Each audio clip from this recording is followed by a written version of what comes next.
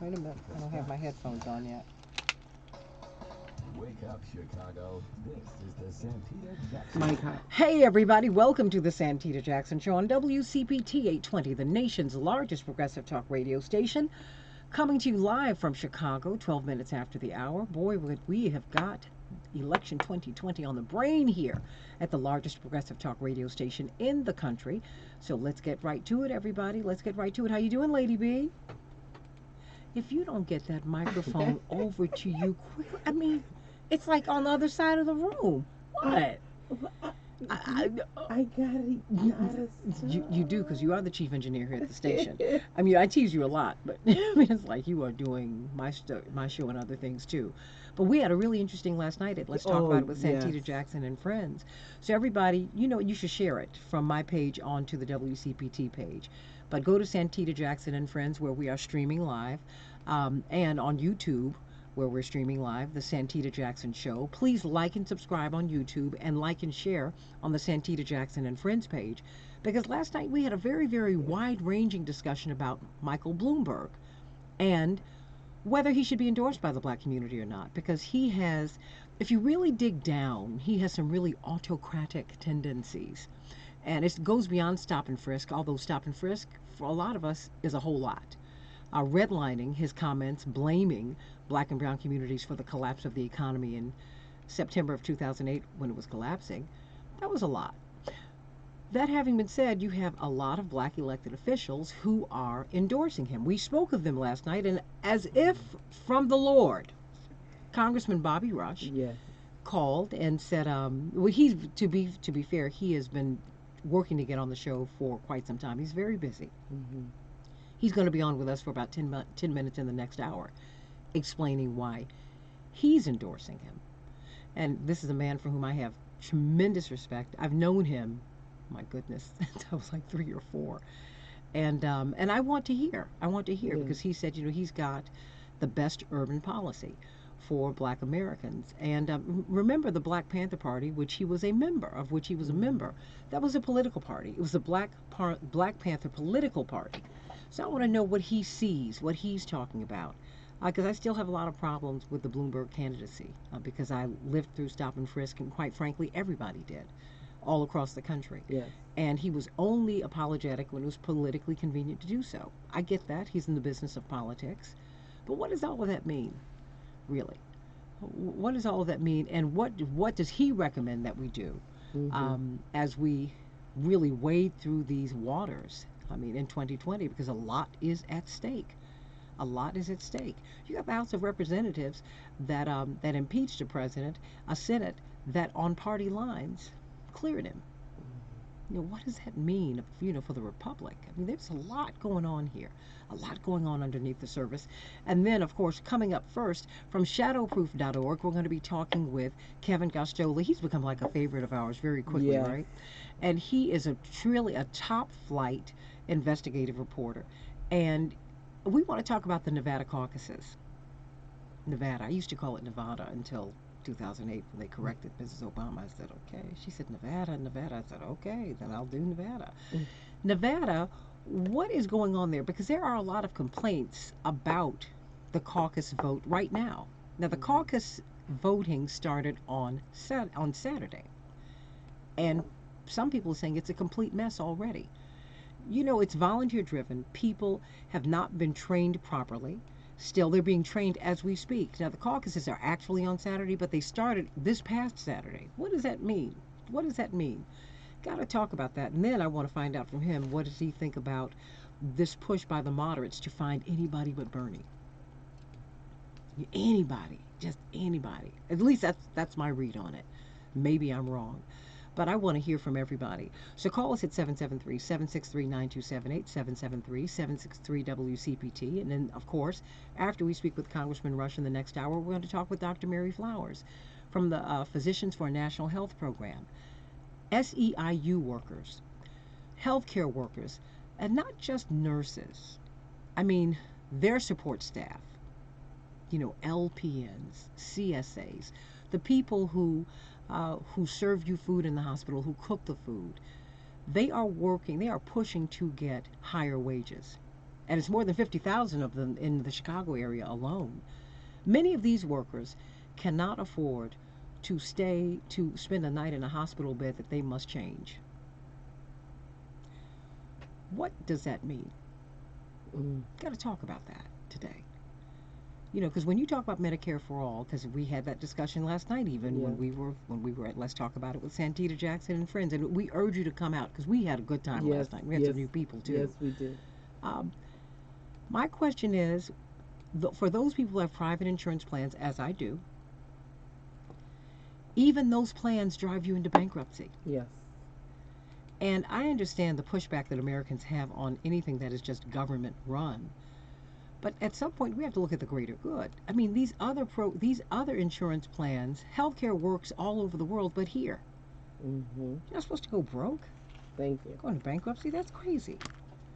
And it's funny. People who have these really, really strong feelings, when they looked at you last night, Bedalia, and you explained your situation, I saw people kind of step back. Well, because everybody who was saying that my insurance plan works, they have enough money right now.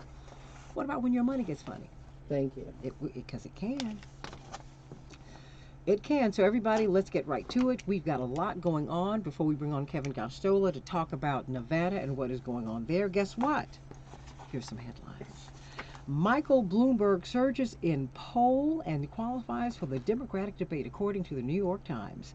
He has qualified for Wednesday's debate in Las Vegas, the first time the billionaire will appear on stage alongside his Democratic rivals. It's a national poll from NPR, PBS NewsHour, and Marist. It was released on Tuesday. Is that today? It shows Mr. Bloomberg with 19% support among Democrats and Democratic-leaning independents, putting him in second place behind Bernie Sanders of Vermont, who had 31%. That's a substantial surge since the group's poll in December, when he received only 4% support. Boy, oh boy, that media buy has really paid off for him, huh? So we will see how he is in the debate. But he is still being dogged by more controversial remarks, according to The Guardian. There's scrutiny on his speeches. He appeared to question if blue-collar workers had the skills necessary to adapt to the information technology age. In fact, he said that many black and Latino males don't know how to behave in the workplace in newly uncovered 2011 video. I'd like to hear him explain that, because I'm sure there's a fuller explanation for that. But what do you think about that, Lady B? And then there was an ad criticizing online vulgarity from him, but then progressives pointed to his long history of salty remarks himself. So, we're going to talk about that. We've got to talk about that, because, he is looming large, and he is growing, quickly. Yeah. And as we said, the NPR Marist poll shows that Sanders is leading and Bloomberg is surging. But at the same time, we're seeing that people of color are going to have a bigger say as the debates enter this crucial phase. 19% of the vote, that is the Latino vote in Nevada, 13% African American in Nevada, 4% Asian. And in South Carolina, it will be 61% black people. So how will they reshape the contest after New Hampshire and in Iowa? We will see. We will see. In the meantime, Nevada's Power Culinary Union has issues with Bernie Sanders. They are saying, we have fought very hard for our health care. We do not want Medicare for all, because that will chip away at what we've already won. I wonder if that's true. We'll find that out. Nevada Democrats won't use the app that caused the Iowa caucus fiasco. They said that on Tuesday. They will not use the trouble-plagued app. Now, it's amazing to me, Lady B, that was even still on the table. Right. But how does that go? They had planned to use the app for the caucus on February 22nd, but the state's Democratic Party said yesterday that it had previously, they just said it just a few hours ago, that it previously created backup plans for its reporting systems and was in process of evaluating the best path forward. In other words, we're not going to use that one. So we'll see how this goes. The tech is under scrutiny for the caucuses, everybody. And guess what? President Trump is trolling the Democrats in Nevada. Now, he did that in Iowa as well.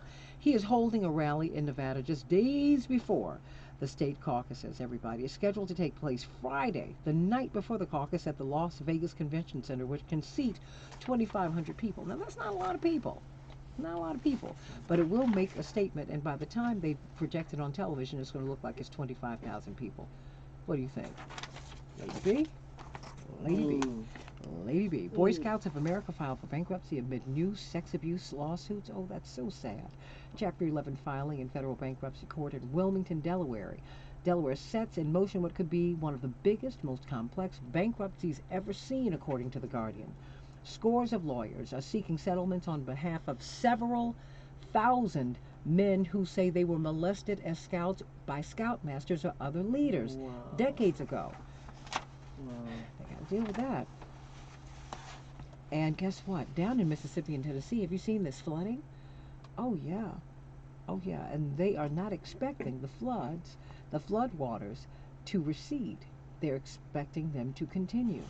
Praying for our brothers and sisters down in Mississippi and Tennessee, because that is going to be very, very difficult. If it crests as high as they say that it could, people could be looking at 6 feet of water in their homes. Can you imagine that? Wow, Ted Cruz, we're going to talk about this tomorrow, Lady B. He's criticizing the vasectomy bill. Now, everyone, you do remember that Alabama lawmakers pushed to severely restrict, really eliminate abortion laws. And so, Democratic Representative Rolanda Hollis introduced a measure to the State House last week, intending it as a protest against the pushback on abortion rights or reproductive rights. And so she wants men after the age of 50 to get vasectomies. She said, now after you've had 3 children, you should have a vasectomy. Yeah. Okay. I think this is going to be rich. I love it, love it, love it, love it. According to Food and Water's Public Action Water for All campaign, Washington State is breaking new ground. It should be seen as a model for the country. They're encouraging voters in the state of Washington to pressure legislators to back a measure that would effectively ban commercial water production. Can you believe it? They would declare that the use of water for the commercial production of bottled water is detrimental to the public welfare and the public interest. So, wow, I wonder what's going to happen there. And one of my favorites, you know I'm in love with Elton John. You know that. Well, it turns out that he had to leave the stage. He had to leave the stage because of walking pneumonia. Oh, it broke my heart. You know I was going to marry him. Even when I found out he was playing for the other team. I just said, well, I just had to shift my love. That's what I did. I still love him. I love Elton John. I love him. I love him. I love him. Did you know that 1/10 of the Chinese population, they are under quarantine? They're under lockdown. 150 million people, everybody. Praying for everybody. And a senior Wuhan doctor died from the coronavirus. Oh, boy, we've got a lot going on here in the world today. So let us get right to the Nevada caucuses. What is going on there? What about the chaos? I mean, why... what happened with the Shadow app? What happened with it? So call me at 773-763-9278, 773-763-WCPT. Should it have still been on the table after all of the chaos in Iowa? Anyway, it's just amazing, more than a week out from Iowa, that was still a consideration. It was still under consideration for use. Kevin Gosztola of shadowproof.org. How are you? Welcome back to the show. Hey, good morning. You've become quite the regular here. You've become quite the regular, and we're so glad to have you. What is going on in Nevada? I think the thing to focus on is right now that we've got this early voting that's happening in Nevada, and it's the first time that this has been a part of the caucus system, and it was to include more people and make it possible because there are, as your listeners may remember, if they're keeping track, we talked about many of these issues with the Iowa caucus, about how people can't get off work, they have a shift, or they have children and they can't be part of the caucus, or maybe it's just too intense and rowdy for them and they don't understand it.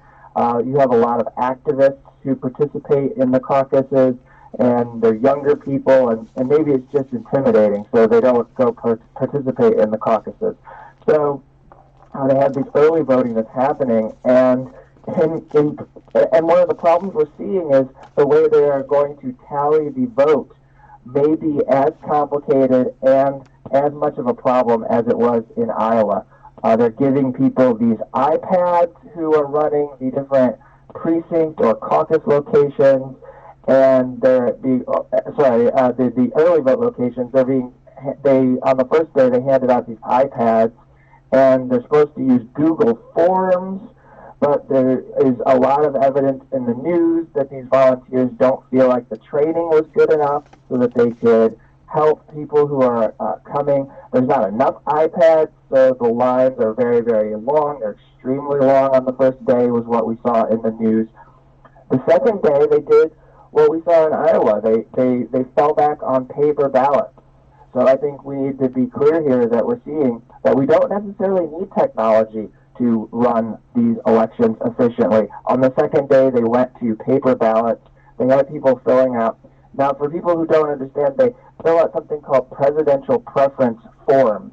This is kind of like, maybe people have heard the concept of ranked choice voting. It's similar to that in that you pick your first choice, you pick your second choice, you pick your third choice, and you have to fill in 3 bubbles in order for your form to count. And that's another issue because people who are just picking one and leaving 2 other spots blank, that could be a spoiled ballot. That might be thrown out. And then we get into issues of voter suppression. That wasn't a rule that was necessarily made all that clear by the Nevada Democratic Party going into early voting. And finally, as if this isn't already complicated enough, the caucuses have always existed alone, and now they're going to have to add in these early voting tallies. And I'm seeing a lot of confusion over how they're going to add those votes. And each of those votes have to go to the actual precinct where that person is from. So, I mean, I understand that people are dizzy trying to figure out what that all means, but, you know, if you're from a certain neighborhood and you go to vote at the retirement home, and that's where the retirement home in the gymnasium, they are going to have the caucus, then your vote needs to get to that location so that you can make sure your candidate qualifies and could get delegates that would move on to the convention. But if they go to the wrong place, we have quite a problem, and that's what I think we might see in Nevada is chaos over misplacing these votes. Kevin Gosztola of shadowproof.org, stay right here. We want to find out what about that.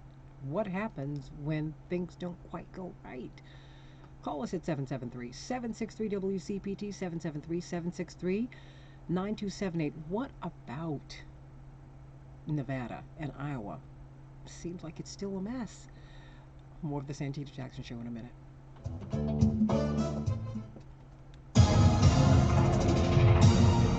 Yeah, next time I'll get it even better because you really have to be out at 6:30. Yeah, if we can.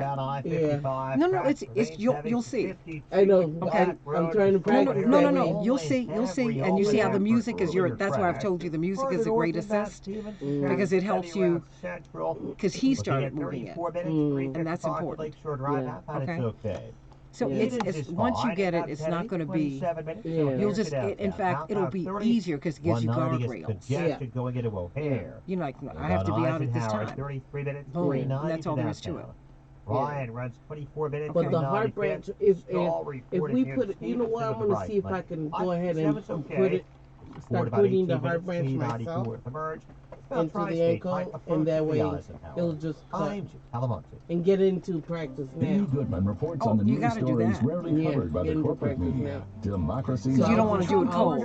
I'll just add on the heart branch tomorrow. Citizenship data means GOP can try to draw districts based on citizenship rather than total population in 2021. GOP gerrymandering guru said this would be advantageous to Republicans and non-Hispanic whites. Democracy Now! Weeknights at 8 on WCPT 820, Chicago's Progressive Talk. At Capital One, you can open a new savings account in about 5 minutes and earn 5 times the national average. Banking with Capital One means 5 times the savings What to now? help pay for your perfect So life. is this okay for your description to be like that from now on? or 5 times the savings toward your family's perfect vacation. So that's from YouTube. I don't know how would you like the. If you can just cut and paste what I have on what I have, that's fine. That's okay. Fine. What's in your yeah. And the Twitter's at Santita J. Yeah, if you just cut and paste that, that's why I put all of that in there, okay. So people know where to find me. The 2020 Porsche okay. Cayenne. Okay. All-wheel drive, seating for 5, and a turbocharged engine, offering greater power and torque. The Porsche Cayenne quickly steals the spotlight. See the Cayenne for yourself and get special auto show savings at the Porsche Exchange of Highland Park, Chicagoland's only premier Porsche dealer. View the entire inventory at 4Porsche.com. The number 4Porsche.com. It may not be stomach issues. For me, it's intense gas, or pain, or diarrhea, sometimes all at once, over and over. I spent years with the symptoms, but could never figure it out. No matter what I did, they never went away. Oh, thank you. Thank you, Chris. He loves my hat. I'm trying to stay warm. I'm trying to stay warm. I mean, I saw these hats. I pulled them out. I have these baskets of hats. And I said, I'll just wear this one today. So I changed my clothes to work with this hat. Stomach pain, unexplained well, you know, but I felt better yesterday. I was warmer. It's warm. You know, hats I love. It keeps your body. That's 40% of your body heat. 40% of your body heat, everybody. So everybody, please like and share here, and then hop over to Facebook. Get everybody you can to like and subscribe over there. Oh, I'm gonna start. I'm gonna let you see what Deshaun has come up with for the banners, because we're gonna have 2 banners and then a step and repeat. So CVS customers are better than most. The step and repeat is a long, big banner, long, big. Which tends to make you healthier. It's free prescription savings. And then 2. Earn up to 50 extra so it'll create like a folding screen. Right. Exactly. Nice. Okay. Okay. Oh, nice. So we'll be able to take that to South Carolina. I like that. Oh yeah. And that's what I'm going to start using on Chicago's Progressive Talk, WCPT Mondays. 820, where facts matter. Hey everybody, welcome back to the Santita Jackson Show. Please go over to our YouTube page, the Santita Jackson Show, and like and subscribe, and the Facebook page, the Santita Jackson and Friends page. We're streaming live also on WCPT820.com, WCPT820.com, and on TuneIn. It's a wonderful app. It'll sound like you're just in the studio with us. We're talking with Kevin Gosztola about election 2020. We are in the midst of the election cycle, everybody. We're here. We are on the verge of Super Tuesday. We're on the verge of South Carolina, which could have tremendous consequences for Vice President Biden in particular. He is needing to finish first. How will Bernie Sanders, how will he do? Will he be able to improve his standing in the black community? Apparently, older black voters, at least up until recently, were going with Vice President Biden. And younger black voters were moving purposefully and in large numbers to Bernie Sanders. What's going to happen? How's that all going to play out in South Carolina? But first, let us get to Nevada. Now, we had Iowa, we had New Hampshire. These were the 2 primaries that many people were attacking because they are white. But, that's part of America, too.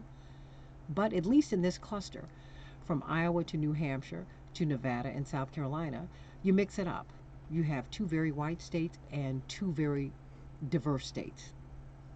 Because America looks like both. America's still a segregated place, everybody. So, of course, coming up in the next hour, we're going to be talking with Congressman Bobby Rush about his support for Michael Bloomberg.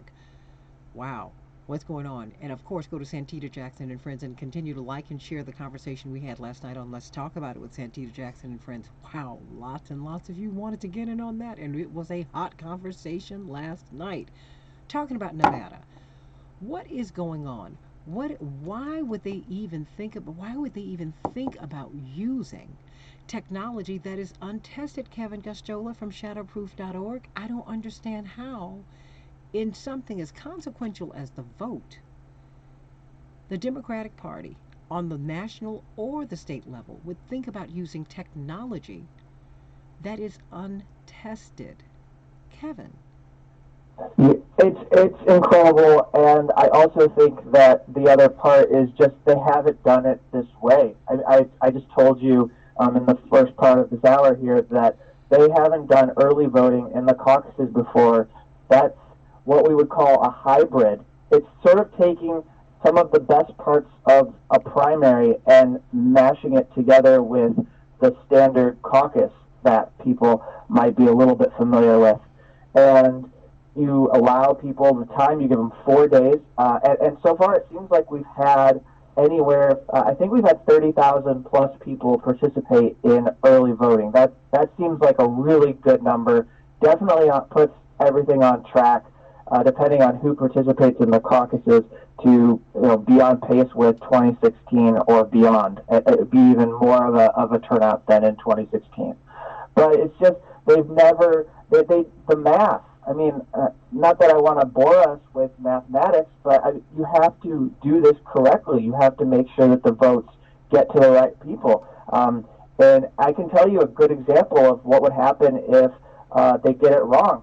Let's say Joe Biden's people come to a location in Las Vegas, and they're in the gym or wherever they're going to hold it, and he's in there, and he's only got 8 or 9 people, and he's told he has to have 20 people in order to go on to the next round and be considered viable so that he can get delegates. Well, he doesn't have the number, but maybe he had early voters from there. And if he had 12 or 13 early voters from there, he's going to get that 20 number so that he can go on and maybe pick up a delegate, or maybe he can be viable there. He can go on and be eligible to pick up some delegates. But if they send his early votes to the wrong location, then he never gets to be able to do that in Nevada. So that could be really bad for him. It is that complex. I don't say that it's a bad thing that they tried to include more people. It's just that we've never had a run through this. We've never seen this happen, and it's going to be prone to error. I don't necessarily think that it's going to be a result of any rigging. I really want to be clear about that. I don't think it necessarily signals that the DNC is trying to do anything malicious. I think off the bat we shouldn't presume that until we have evidence. But we do know that there is incompetency here, that we do know that there seems to be a failure to make this process run as smoothly as possible, even when volunteers are telling the people who run the Democratic National Committee and who run the state party that there are significant issues. When we're looking at these significant issues, I mean, how can we really trust the vote? And I want to believe in the integrity of the vote. But it just seems like, why not just have a primary when people can go and vote and not have to bargain and barter with their votes? I mean, for my candidate to reach viability is that I voted for you. And that's enough. Right? Right. So there are pluses and minuses for caucuses and primaries. The major downside of a primary is that the state government runs the primary. So one advantage of Iowa and Nevada, or so we thought, was that the Democratic Party could run it, and then we wouldn't have to worry about Republicans being involved in suppressing the vote, potentially. So that's something that people gain. If you don't have a Republican governor who's involved in purging the voter rolls, that's something the caucuses can offer. But by and large, I would agree with you, more generally speaking, that primaries are the way to go. I also think that the way to go is to have automatic voter registration and to allow mail-in ballots. We have several states, particularly on the West Coast, where you have weeks to get your vote in to the Board of Elections in order for it to be tabulated. And there is no barrier to your participation. You should be able to, there should be none. You should be able to participate. And we should want more people. It does seem like there's an element to what we've seen play out in the country of discouraging people from voting, of making people feel like it's just pointless. And we've had discussion. I remember being on your show a couple of weeks ago just talking about how a lot of Democratic voters might be looking at all of this frustration that's happening, all of the different chaos, and saying, vote blue no matter who. I don't really care who comes out. I'm going to support anyone. Maybe Bloomberg changes that slightly for a lot of people, but before Bloomberg was looming large, I think you could confidently talk to anyone and say, yeah, I don't really care. We just need to beat Trump. Any one of these people could beat Donald Trump. So I'll stay at home, and that's why I think we saw in Iowa lower turnout than was expected. But I don't know if that's the case in Nevada. People are really turned on. One in three people in Nevada are Latino. The support among Latinos has been surging. It is enormous for Bernie Sanders. They are feeling the burn out in Nevada. It's somewhere around 50 to 60% of Latinos is what he's charting in. Hold on, because I want to know about that, because because the mainstream media is kind of coloring this another way. The culinary union, which is very, very powerful there is a back and forth. They are pushing back against Senator Sanders' candidacy. They're saying Medicare for all for us is a non-starter. Will that impact the working people, the working Latino community, the working people of Nevada? I mean, because you have it's 19% expected Latino, and then 14% African American, 13% African American, then 4% Asian. You got a real rainbow out there. What's going to happen with this culinary union? Well, the fact that they've pushed back against Bernie Sanders. I think that this has largely been a feud that was manufactured by the media. What happened, and I did some research into this. I wrote about Bernie Sanders and the culinary workers, and I went in and looked at the effort to. I think it basically is an effort to undermine support for his campaign in Nevada and use union health care as a wedge to divide people, because the union leadership of the Culinary Workers Union does not support Bernie Sanders, but the rank and file workers, if you look at a town hall that happened in December, they were very enthusiastic to hear from Bernie and hear him speak about Medicare for all. The culinary workers run something called the Culinary Health Fund. They run their own health care plan, and they've been using fear basically to make it seem like Medicare for all is going to result in them losing their health care. It's similar to what we've heard Republicans say will happen when Medicare for all comes to America, if that were to happen. So it's unfortunate that they're using that tactic. But on the board of trustees for this health plan are executives from casino and gaming industry, from these corporations, from hotels like the MGM International Resort, like Boyd Gaming, there's a Hilton, there's these different hotel executives that have resorts in Las Vegas sit on this. And you can imagine, they would like union workers at the bottom to not be fighting, not bargaining over raising wages. They don't want them to fight for better pensions. They don't want to have to deal with them fighting for better workplace conditions. So what do? You keep them trapped in an endless conversation over protecting their health care. If Medicare for all came to the United States, union workers across the country would no longer have to fight for health care when they were at the bargaining table trying to get fair contracts. And I think that is alarming to executives that run companies and are trying to manage their businesses. What will be the impact of President Trump? He was in Iowa. It seems like he's trolling the Democrats. Is this an open primary, yes or no? What will be his impact in this caucus? I don't think. The way that Trump looms over this is the way that he's loomed over Iowa, as well as in New Hampshire. Who can beat Trump? Everyone's going in voting, thinking who can beat Trump, and it's my view that this has been put to voters by the media, as well as some people in the Democratic Party, quite frankly, as an issue of we have to vote for the electable candidate, and that's who will beat Trump, or we can vote for someone who's strong on the issues, and we'll have to see in November if that candidate would be good enough to beat Donald Trump. And I just think someone who's strong on the issues is someone who's definitely going to beat Trump, because they're going to bring enthusiasm to the general election. They're going to get out the vote. They're going to be people who are willing to volunteer and go door to door and make sure people don't stay at home, like the problems that we had in 2016 when you had Obama voters who didn't go vote.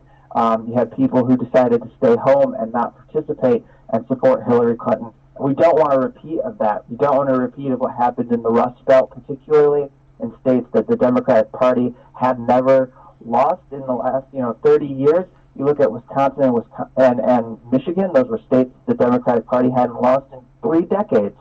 So that's something that they don't want to see repeated in the general election, and that's the way that Trump looms over the Nevada caucuses, is that people are going to go and they're animated to vote for somebody who's going to come out and be a strong candidate who can defeat Donald Trump and can win. And not only, like, I don't think we just want to go back to the status quo. I think people are so fed up and angry, and that's why you're seeing all this discussion about how people are mean or hostile on the internet to people who work in the media or who are running these campaigns, or who, in the last week, who are the leaders of unions who are taking steps that seem unfair to their own workers. That people are upset. They believe they're tired of people who run the show telling them no, and they want to fight for something rather than just stop bad things from happening. I think we also need to be more informed, because remember, there were more than 70,000 votes that were not counted in Michigan. And, when Jill Stein said, we need to have a recount, it was the Democratic establishment that pushed back against her. Remember, it was John Kerry who said, no mas, we're not going to count in Ohio, even though John Conyers, the congressman from, God rest his soul, from Detroit, who was on the House Judiciary Committee, said, we've got to have hearings. I mean, I'm seeing the Democrats don't push. How can we push them to make sure that our votes are counted?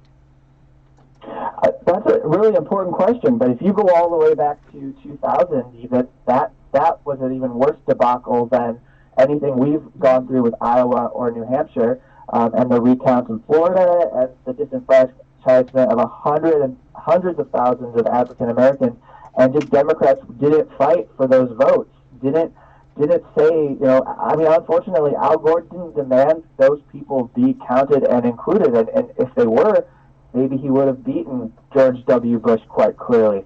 And so that's just a reality of the Democratic Party going back in the last 20 years, that we've had so many examples of voter suppression, and it seems like they've figuratively and symbolically paid attention to voter suppression, but they haven't really done a lot. And we saw it in Georgia the past cycle, when it affected the Georgia governor race, right? When it affected Stacey Abrams against, and Brian Kemp was the right-wing overlord that was making it impossible for votes to be counted, and people were being purged, and he ensured that she basically did not win in Georgia, and that was a major issue. And so we need an opposition party. We need people not only who are going to stand up for these issues that affect working people and advocate for policies that can help people, but you also need them to stand up for democracy, and not just to stand up for the democracy and the tools. Like, we don't just need you to stand up for better tools like iPads and apps and all kinds of other different cool things from the Apple Store that could be bought so that you could run a primary. We need you to stand up for the building blocks of democracy so that people can participate and can make their voices heard.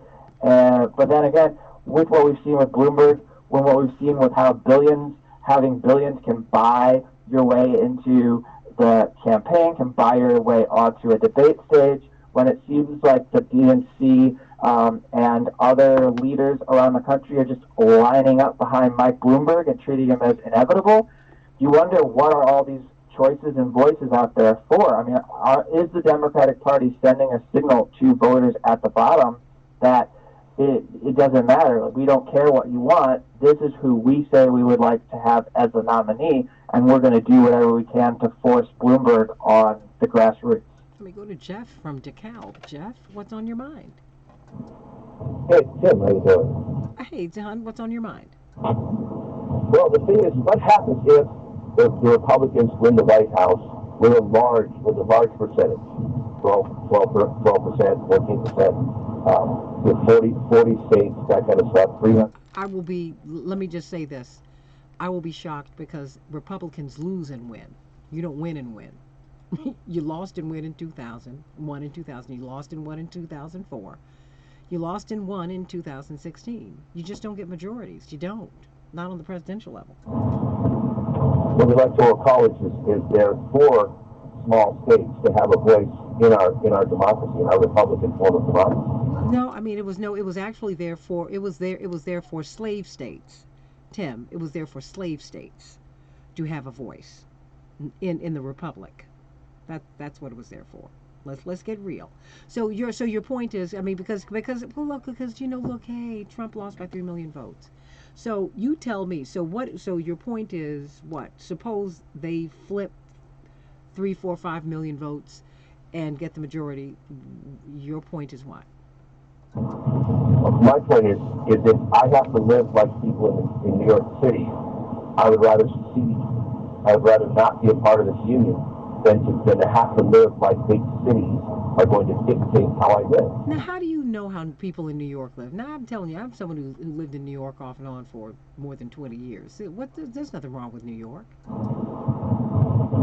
Really? Yeah, people live, love there. They have families. Some people have houses. Some people live in apartments. Some people live in Manhattan. Some people live in Staten Island, Brooklyn, the Bronx, the Queens. I mean, it's just people. These are not foreigners. This is the United States of America. New Yorkers are Americans too now. Yeah, I mean, your point about New York is what? Have you spent time in New York to determine how New Yorkers live? I spent time in Chicago. I spent 15 years.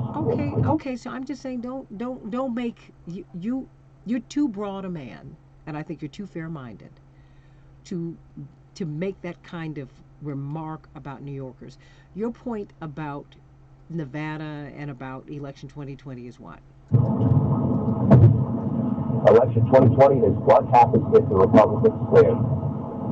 But I would say fairly, because what I'm hearing is that Republicans can only win unfairly. What happens if this time around in 2020, Republicans win fairly? People come out and say we don't want the country going in a socialist bent. We don't want to sell out to an oligarch like or the new Messiah. Like Trump? Trump? Do you mean that oligarch? Or which one? I think it's because Tim, we got a problem. We have the oligarchs running the place. I mean, really. And you know what? I can tell you this. Look, because I only have a couple more minutes left in the segment. Stay right there, because I want Kevin to jump in here, because I think that losing is not the most awful thing. It's not something that you want to do, but it's something that you're prepared to do. I think being cheated is the problem, Kevin. Yeah, I push back and say that if you go down the policies, then I don't know how opposed the country is to what we've heard described as socialism. I just don't think that that's something that's out there that people are opposed to. People want universal health care. People want to be covered. People don't want to go through this anymore. I think people want to see the government step in and help with student loan debt. Nobody who's a young person who made the choice to go to college or university wants to spend the next 20, 30 years of their life being indebted to some lender and not be able to pursue and take risks for their careers. So I think, we need to get this buzzword out of the way. Unfortunately, it doesn't work with younger people. Most people under 40 don't have Cold War on the brain when they hear all of this talk about Bernie Sanders, or when they hear Warren talk about these policies, or when they see that candidates like Amy Klobuchar, Joe Biden, and Pete Buttigieg get pulled in their direction of more progressive policies. They don't fear that Donald Trump's going to win because of socialism. That's a lot of lies. That's a bunch of lies in order to make people feel like they can't vote their hopes and dreams. What do you think is going to happen in Nevada this weekend? Do you think that they're going to work out the kinks? Will people be trained enough to conduct these caucuses in a way that will leave people feeling like, this worked out well? Yeah, I've seen some good things reported in the media with the Democratic Party taking some steps. It's worth noting William McCurdy, a black man, is running the state Democratic Party. He's going to be part of one of the committees for the Democratic National Convention in Milwaukee. He's got to look to Iowa and see Troy Price, who ran the Iowa Democratic Party, was forced to resign because of how much of a disaster that was. So he knows that his head could roll. Basically, he could get fired or be told to leave if he doesn't run the Nevada caucuses correctly. So there's a lot of pressure, and I think that it's possible that you could see Nevada actually surprise us because I think this is good, that all the attention in the media to what could go wrong, we didn't have that in the run-up to Iowa. So now we know that we have the possibility to get all of these possible errors out into the open and force people to fix them so that it's not a total mess when things happen, when the caucuses happen on Saturday. So we have a possibility. I think the possibility we have to at least acknowledge is out there that a lot gets fixed and it runs more smoothly. I'm more worried about what happens 1 day, 2 days, and 3 days later. How long is it going to take for us to get these results? It just seems like people need to prepare themselves for what happened with Iowa because it's a very complicated system, and we may not know who won the caucuses immediately on Saturday. Kevin Gosztola, everybody, from shadowproof.org. We will be watching, but we hope that our brothers and sisters out in Nevada will get out and vote. Get out and vote. That's what's important. That's what's important. And continue to push for 2024, right? That's what we have to do now. You have to go on and get this started, get this fixed for the future now, but you got to get involved right now. So, Kevin Gosztola, thank you so much for being with us. And today we're going to be talking with Congressman Bobby Rush in just a few minutes. He is supporting Michael Bloomberg, and he's going to tell us why. More of the Santita Jackson Show. Please go to the Santita Jackson Show page. Well, that is to say, we are on Facebook, Santita Jackson Show, the Santita Jackson and Friends page, so like and share. And we're on YouTube, the Santita Jackson Show. So please like and subscribe. We're having conversations over there too. More of the Santita Jackson Show. 773-763-9278, 773-763-WCPT. Let's talk about election 2020. Things are really, really heating up in this election cycle. Can't wait to talk about it right here on the largest progressive talk radio station in the country, the Santita Jackson Show. Back in a minute.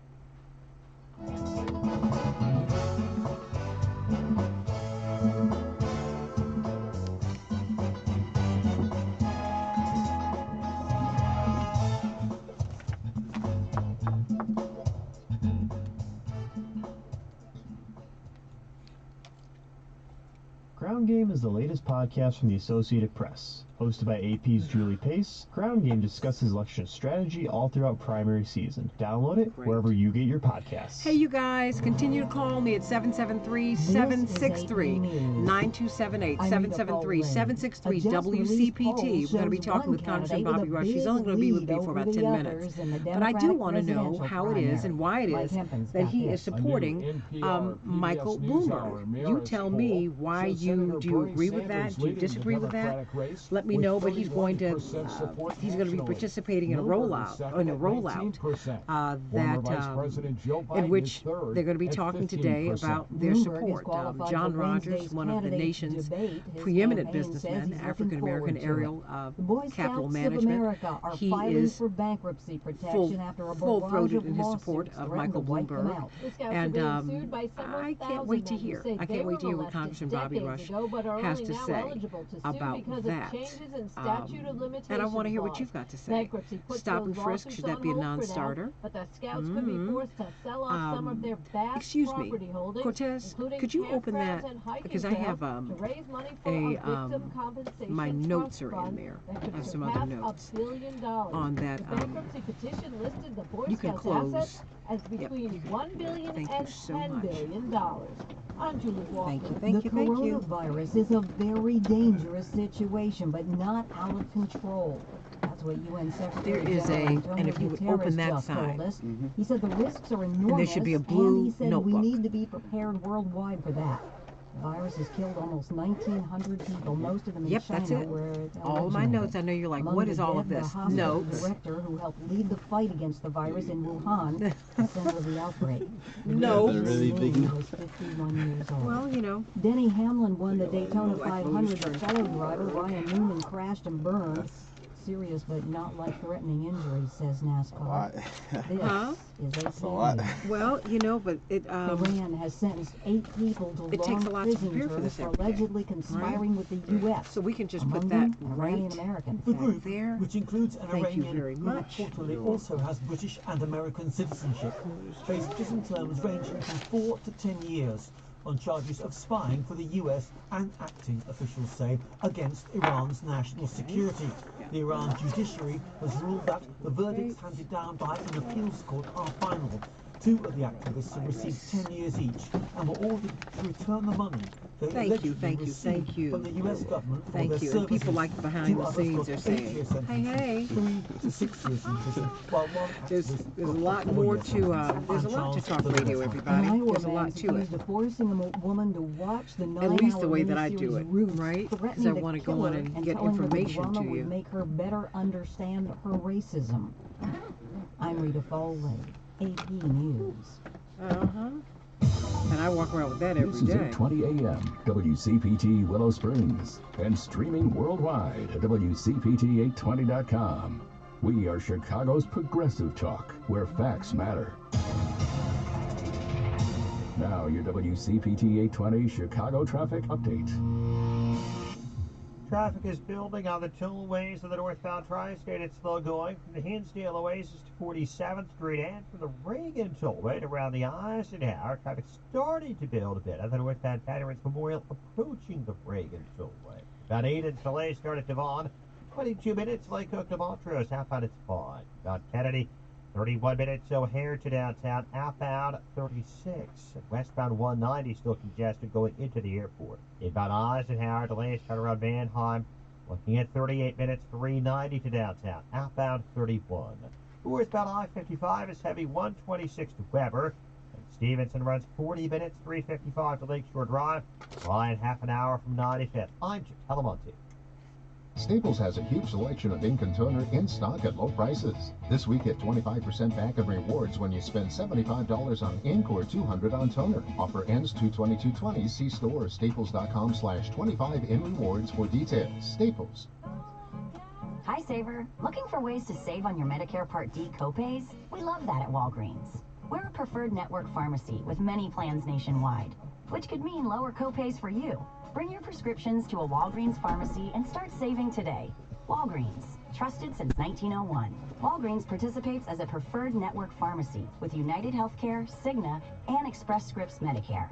Walgreens participates with other plans. See walgreens.com/Medicare for details. Doesn't it seem like things are always getting more 30 expensive? seconds? Oh, Groceries. Wow. We've got Congress. You need to let Kevin go. Utilities. Huh? Cost of Kevin living is up, Gosztola, he's still but there. also they can help lower your cost of driving. You should let him go. New lower auto rates. Kevin. Oh. You get the same high quality coverage and hands-on expertise. Yep. Let him go. Now, and thank him, of course. You're in good hands with Allstate. Yeah, I'm gonna text him and let him know things. And I already told Because facts matter. You're listening to WCPT 820. Wake up, Chicago. This is the Santita Jackson. Hey, everybody. Welcome back to the Santita Jackson Show on WCPT, the nation's largest progressive talk radio station. Taking your calls at 773-763-WCPT, 773-763-9278 as we talk about election 2020. Not just the candidates, but the issues. We're going to have Congressman Bobby Rush up in just a few minutes to talk about his endorsement of Michael Bloomberg. And he is one of but a growing number of black elected officials who are endorsing Michael Bloomberg. And that is, as we're watching a push, I would say, from the streets, from the bottom, not to support Michael Bloomberg because of stupid stop and frisk, because of his comments on redlining, even his comments on women. There's a lot to it, but then some other people are saying, you know, if you look at realpolitik, as they call it, real politics, there's some other things that he can maybe do when he gets into office. Maybe he's has a record that has outweighed some of the awfulness, and we cannot back down off of that, the awfulness of stop and frisk. C.K. Hoffler, Attorney C.K. Hoffler, the president-elect of the National Bar Association, the largest and oldest black bar association in the world, says that it's not stop and frisk, it's stop, frisk, beat, and kill. A lot of people died because of that. Well, and that's not something that we should go past. Redlining. Black and brown people didn't collapse the economy, although he said that they did. But some people are saying that, he has come up with a real plan to revitalize urban America, where most of us live, where most Americans live, red, yellow, black, brown, and white. So we're going to see from Congressman Bobby Rush, who, of course, came out of the Black Panther Party. Lady B, people will have to remember, the Black Panther Party, it was a political party. They had a political platform. And they are also responsible for the school breakfast and the school lunch program. My intern, did you know that, Cortez? Yes, before the Black Panthers started feeding children for breakfast and for lunch, if you went to school hungry, you were just hungry all day long. Yep. They started the program, not our government. They started that, and he was part of that. So we're going to be talking with him about that, because he has been in the struggle to make urban America work for everybody. He's been doing that for almost 60 years. So I can't wait to hear from him, but we're going to get a couple of, and we're going to take your calls, 773-763-9278, 773-763-WCPT, and we're also going to be talking with Dr. Mary Flowers before we get out of here about the fight that the SEIU workers, these hospital workers, they are fighting to raise wages and to get health care that will allow them to sleep in the beds that they make up. And I have a special place in my heart for hospital workers, because my grandmother was one of them. When you're in the hospital and someone brings around the food cart, that was my grandmother, my grandma Gertrude, God rest her soul. And so when I see these hospital workers, I see her. I see her. So I want to know. And thank God she was able to be in the hospital. She worked in the VA, and she had a husband who was a veteran, and my grandfather was also a postal worker. He was a mailman. But still, she also had a family who could help make sure that she had no gaps. Most people in the world are not that fortunate. Most people are not. So we got to talk about that, because you should not be making up a bed that you can't get in. How about that? So I said that. So everybody, let's get a few of these headlines in before we bring in Congressman Bobby Rush, one of my favorite people in the whole wide world. Yes, I do. One of my favorite people. Hey, everybody, the Nevada caucuses, they are on. They started on Saturday, and they will not use the app that caused the Iowa caucus fiasco, but they're still having some problems. Many people who are working, and of course it is a volunteer-driven caucus, many people who are working in that caucus are saying we have not had sufficient training, and so they're getting trained as they're gearing up for the actual caucus, the full caucus, on Saturday. We will see how that goes. We just had a wonderful conversation with Kevin Gosztola of shadowproof.org. If you go to WCPT820.com/Santita, you will be able to hear the whole interview without commercial interruption, as you can hear every show that we've ever done. And President Trump is trolling Democrats once again. He is going to hold a rally in Nevada the day before the state's caucuses. He was in Iowa as well. That's right. The rally is scheduled to take place Friday at the Las Vegas Convention Center. It can seat 2,500 people. It's right in the middle of the city, Lady B. It's not too far from the Strip. Not too far from the Strip. Voters of color are set to have a bigger say as the Democrats enter this crucial phase. We had Iowa, we had New Hampshire, heavily white states. That's America. But we also have Nevada and South Carolina. That's America. Nevada, 19% Latino, 13% African American, 4% Asian. That's America too. So we'll see what they have to say on Saturday. And then on next week, when we will be in South Carolina, 61% African American. That will be the percentage of the black vote, the percentage of the vote, the Democratic primary in South Carolina. Can't wait to hear what they have to say. What will voters of color say? And Michael Bloomberg, hey, he qualified. He qualified for the Democratic debate in Las Vegas. I wonder if he's going to be in it. He is qualified for the debate according to a national poll from NPR, PBS NewsHour, and Marist. He has 19% support. Now, in December, he only had 4%. what a tremendous media campaign he has had. And have you seen that ad with him and President Obama? I think that really helped to push him over the top with a lot of black people. So we're going to see what this means, because in the meantime, people are very, very concerned about his past comments, his full-throated support and expansion of stop and frisk, and his comments about redlining. A lot of people are very concerned about what he's had to say, and yet many of our senior statesmen in the black community who are elected officials, they're supporting him. And we're going to have Congressman Bobby Rush up in just a moment, because he is doing that too. The Boy Scouts of America are filing for bankruptcy amid new sex abuse lawsuits. Hundreds of lawsuits. Wow. Young men, grown men now, who were boys in the Boy Scouts of America, they are claiming that they were sexually abused by their scoutmasters. And so, in order to settle the lawsuits, the Boy Scouts of America has had to go into bankruptcy. Officials are warning that flooding in Mississippi and Tennessee is going to continue. That's right. It could be record flooding, everybody, in Mississippi and in Tennessee. If it crests as high as it's projected, people could see 6 feet of water in their homes, praying for them. Praying for our brothers and sisters down in Mississippi and Tennessee. That's, because everybody from Chicago is from Mississippi and Tennessee. Oh my goodness. My beloved Elton John had to cancel his concert. His voice gave out, actually. Walking pneumonia. Walking pneumonia is very, very dangerous, everybody. You walk around and you don't even know that you've got pneumonia. Well, that's what happened to him, so I'm praying for my beloved Elton John. I was going to marry him. I was. And the coronavirus, did you know that 1/10 of China is under quarantine? 150 million people. 150 million people. Of course, we're praying for them there. And wow, we're expecting a high of 36 degrees. It feels almost springy outside today. Yeah. But I still have this hat on my head. All right, everybody, let's talk about Michael Bloomberg and the support that so many African American elected officials have for him. As we're watching leading columnists from the New York Times like Jamel Bowie and Charles Blow and Sean King, the noted activist, who are saying, stop and frisk is a line that I cannot cross.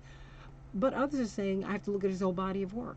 So Bobby Rush, Congressman Bobby Rush, as I shared with you earlier, from the Black Panther Party all the way up to Congress, and he is a minister. He's an ordained pastor. You know that. Yeah. We're so glad that he is joining us today. Welcome to the show, Congressman Bobby Rush. How are you? My sister Santita, I am so delighted just to be on your show this morning and hear your unique insight into America, into the history of America, and to what we stand for and stand with and what we stand on as African Americans. And I salute you, and I salute the whole Jackson family, the first family of America, certainly of Black America. And I'm excited about being on your show. Well, I just love him. See, he actually meant that I'm his niece. When he was one of the 10 most wanted men in America, right. Seriously, after they'd killed Fred Hampton and Mark Clark, he had to go into hiding. We had Dwight McKee on the show, and the FBI were trying to kill him, and he surrendered. He surrendered in our apartment. Yeah, I went into the arms of the Jackson family, and they surrounded me, they protected me, and I'm here today because of the Jackson family. Thank you so very much. My heart goes out to you, Santita, and the rest of the family. I just love you. That's why I have to give people background, because I have to fully disclose because I've known him all my life. And for the purposes of this conversation, he's Congressman Rush and not Uncle Bobby. That having been said, I want to know from you, Michael Bloomberg, he's enveloped in this controversy now. We had this Aspen tape that came out from 2015. And of course, as you well know, I'm a former New Yorker. So I lived with him under stop and frisk. I lived with Mayor Giuliani under stop and frisk. And I know how you feel about stop and frisk and about redlining. which he said caused the collapse. I mean, he said a lot of things, and he's been behind a lot of policies that have been very harmful to black people. And yet, you have said, okay, I've stepped back and I'm looking at what he can do for us going forward. Help me. Santita, I look at his full body of work. First of all, let me say this. You will never hear me utter a word of defense against anybody who promotes and who has promoted stop and frisk. He has to own it. He has to apologize for it. He has to repent of it. He has to ask for forgiveness for it, and he has to atone for it.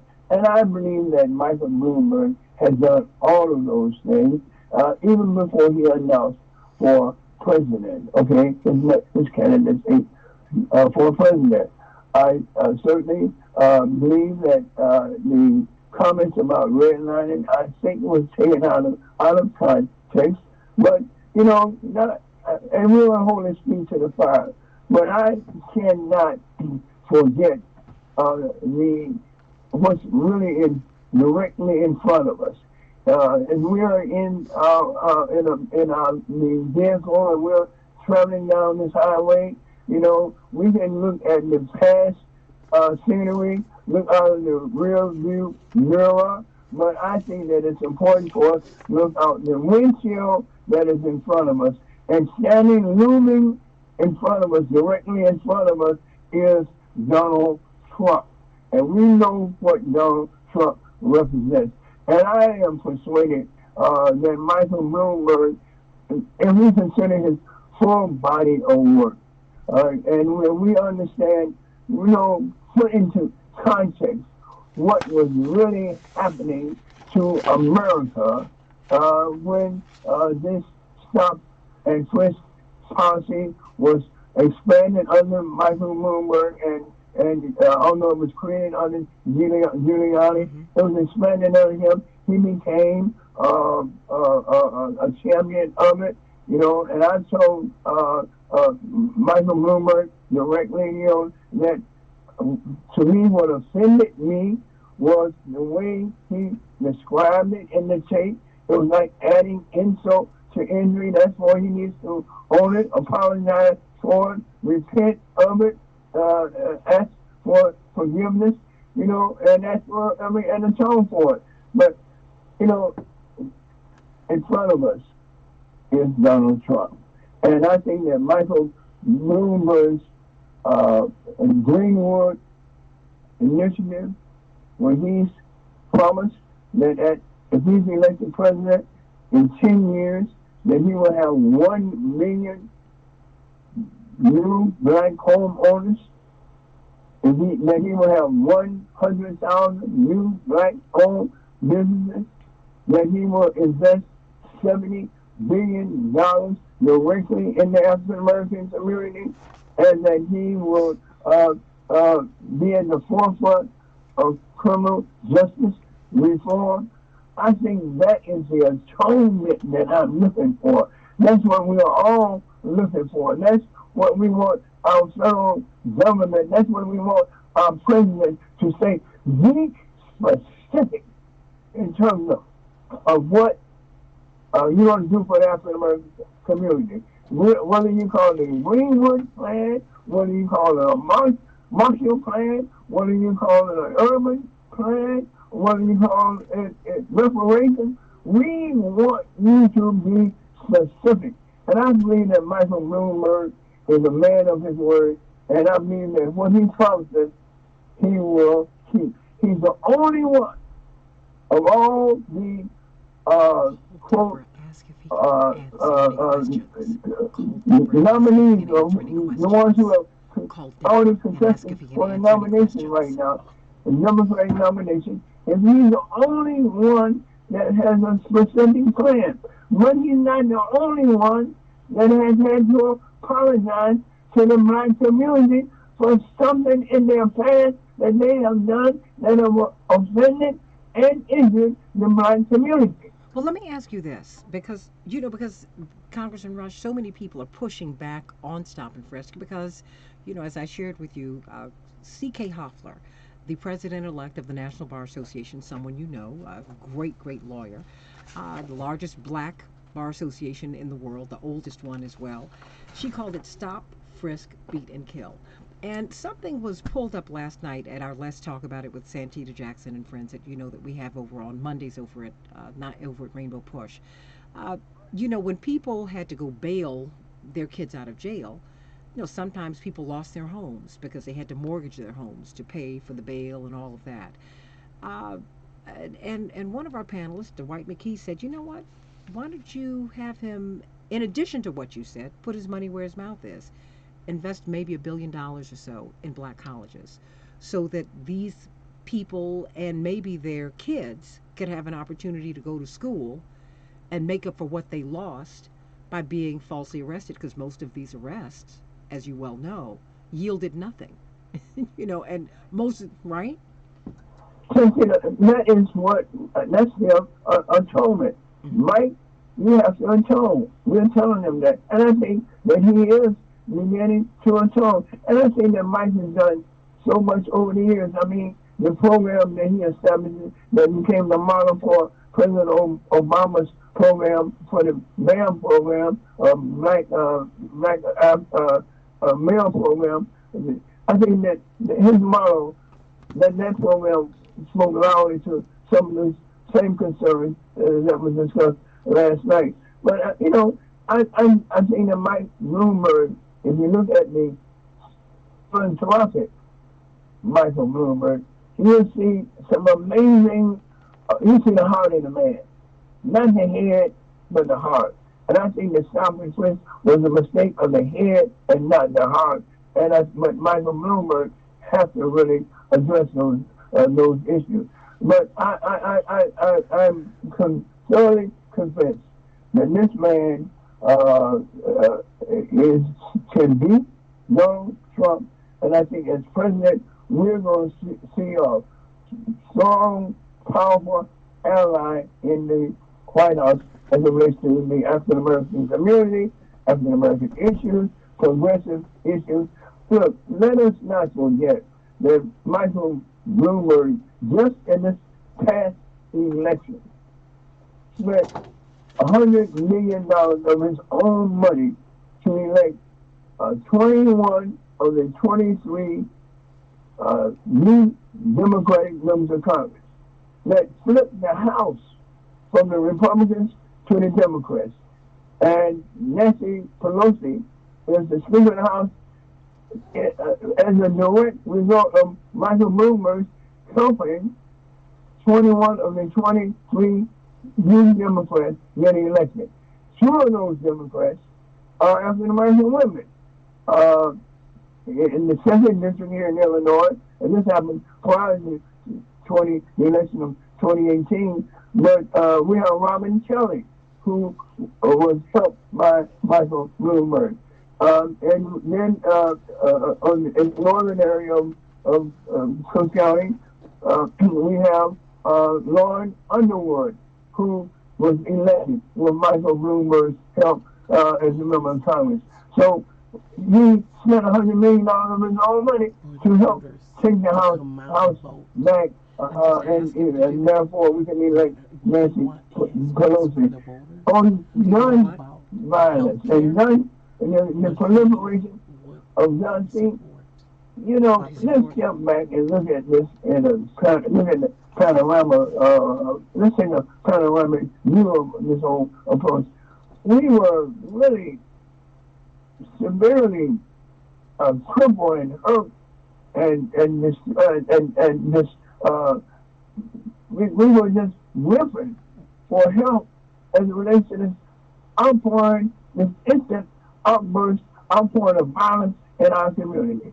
Guns were coming in there, guns and crack cocaine at the time was just being thrown, this being dumped in our community, and our young men who had no, and some of the women who had no jobs, had no real grounding in life, they took up this opportunity, even though it was vicious and evil. They took it up and created all kinds of havoc. And look, grandmothers and mothers, and my own son was killed in that kind of environment, that kind of atmosphere. He was killed by police trying to rob him on the streets, you know. So, I mean, all of it, there was so much pain and it's still going on. And so this gun issue is an issue that affects the African American community first and foremost. But you know, and you know, Congressman, you know, and we can't forget that. And I don't want anyone to forget that you lost your son, someone who was beloved to me, to gun violence. That having been said, I think when we look at racial profiling, and you know, and because because you are a man of great stature and you have his ear, you know, I'm wondering how because this is a real conversation going on in the community, and we do need to have people have to do more than just come to us and say forgive me and then get forgiven and we move on. You know, no, he did not address the full scale raping of America by Wall Street. And I think that if you're going to address the pain in our community, you should address the pain that the Wall Street community inflicted upon us. So I'm hopeful that as you talk to him, as you work out with him the deliverables to Chicago and all across the country, that you will also help him to address, you know, what his colleagues, what his fellow businessmen did to us by, I mean, just stealing the wealth, right? Absolutely. You know, but I think that he has began to address it with this railroad initiative. You know, and he states this, all right. He stated this in Tulsa a month or so ago. He states that, I mean, he said that, I think he understands it somewhat, all right, that the average black person in America, their net wealth is something like $17,000. The average white person in America, their net worth is something like $171,000, and he's determined to bridge that gap and try to bring that into more of a respectful and provide more dignity and dollars for the African American community. And he stated that. But in direct response to your question, I am who I am. He might not like everything that I'm going to say to him, but I'm going to shout loudly in his ear about the black agenda, about the black life, the black community, what I have lived over these years, my position from Boy Scout to Black Panther to Black Minister to Black Member of Congress to a pastor of an African American church. I'm going to be shouting in his ear with consistent voice, this is what you got to do in order to not only appease the black community, but also give the black community, help the black community to accomplish equal economic standing in America. We want our piece of the pie. We're not going to wait any longer. If you are committed to helping us create more black homeowners, create more black businesses, help us to build more and create more black banks, to help us create a capital formation so that we can loan and be the lenders and not the borrowers. You know, if you're willing to do all that, then I'm all for it. I'm looking out the windshield, but I have my eyes on the rearview mirror also, and I'm going to check that rearview mirror from time to time to make sure that we're on the right course. Absolutely. And you know, when you come back, and I know you got to go, but when you do speak with him, please tell him about this conversation that is ongoing about stop and frisk. People are very, very upset about it. People are upset about his comments about redlining. And I'm glad that you are going to that you have been taking our concerns to him because you represent us. And we need you to take that to him, that this conversation has not ended. We're not happy about it. We're upset about it. We're anxious about someone who actually amended the New York law so that he could serve yet another term. We need to know, and we want you to bring him to Chicago, and you can do that. because you're a powerful guy. You're a great guy. You're a great guy, and I know that you will do that, and I know that you are taking our issues to him, Congressman Rush. Your final thought? I was on a conference call with him on Sunday, and I'm telling you, that was the sole topic of discussion. We spent half an hour talking about that issue, those issues that you raised, stop and twist and red light. We spent a whole half an hour, and he's been there to get it. He's been there. Will you bring him on my show? Would you bring him on here? Well, just try it. Just tell him, you know, I'm fair, and you know, because he's, you know, look, I'm willing to give him a listen because of you, okay? And I think people are because of you, because you have so much credibility in our community. And you know, we have to try. We have to try. You know, if we continue to do the same old thing, then we're gonna stay in the same old place. We're gonna end up in the same old place. We got to try something different here. I mean, we really do, because we tried it all.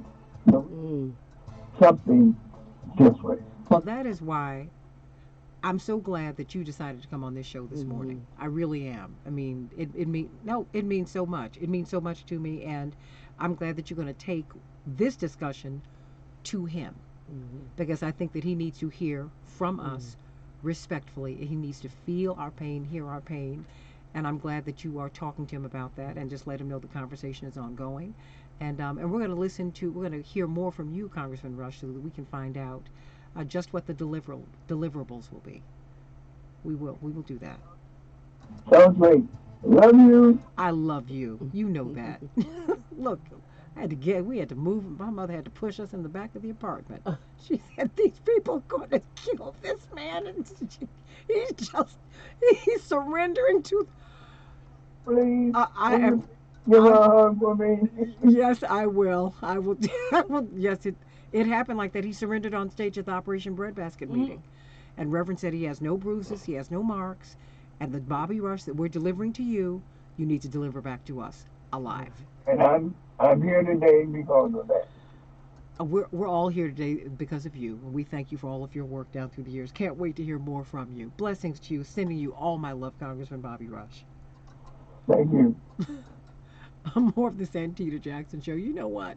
We're going to take your calls, everybody. And, you know, my apologies to Dr. Mary Flowers. But I think we need to take these calls because people do want to talk about this. The people do want to talk about this issue.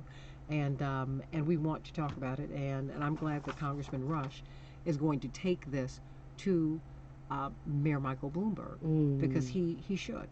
He should. And that's why we want to hear from you, everybody.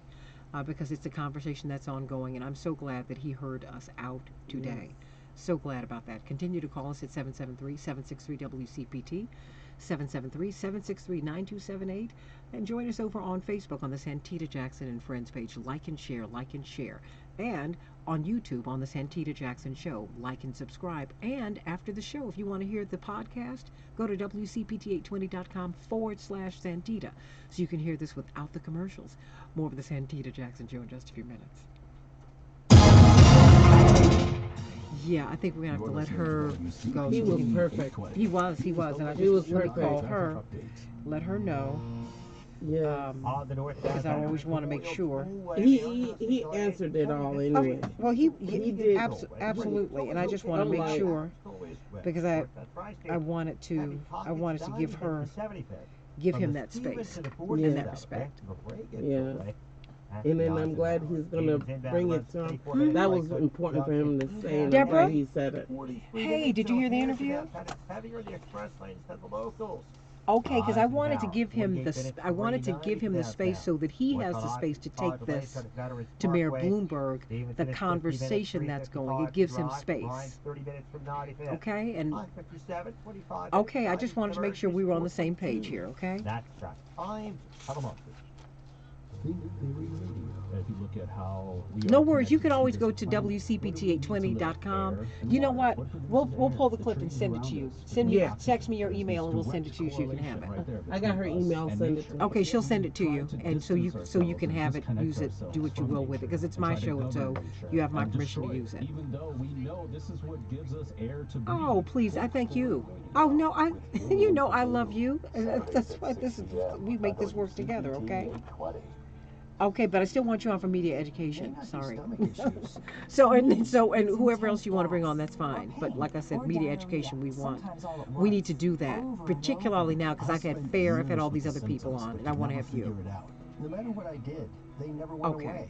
Thank you. I decided to Thank you. Bye bye. Really specific about my symptoms. We need to let Margaret Flowers go. Dr. Flowers. Yeah, we're gonna have to because I have to go through all these calls. Yeah. You know, because we've got so many of these calls, I can't go past these calls. And I know we went over the break, but I just had to let him. I had to let him finish. I hope you all enjoyed that interview. Okay, and Sharon, my father's a human being. Yes, he absolutely is. And he is, like all human beings, imperfect. But God has used him to do a perfect work, and I'm so grateful for that. I am so far from perfect. I just want God to use me in God's own perfect way to do God's will. We're all flawed. I certainly am the first person who is most flawed. But what we want to do is God's perfect will with all of our flaws. So, everybody, continue to call me. I know the lines are full, but call me at 773-763-WCPT, 773-763-9278, as we talk about the interview you just heard with Congressman Bobby Rush. So many African American leaders or elected officials are endorsing him, and he's saying, you know, I'm keeping my eye on the rearview mirror, but he's made some promises to me about the future. So let me know what you think. I personally think, you know, we need to continue to press him about stop and frisk. I think you need to press him about redlining, his comments about redlining. I think you also need to press him about the fact that he changed the law in New York City so that he could run for a third term. Did you know that, Lady B? He changed the law in New York so he could become mayor for a third term. Huh?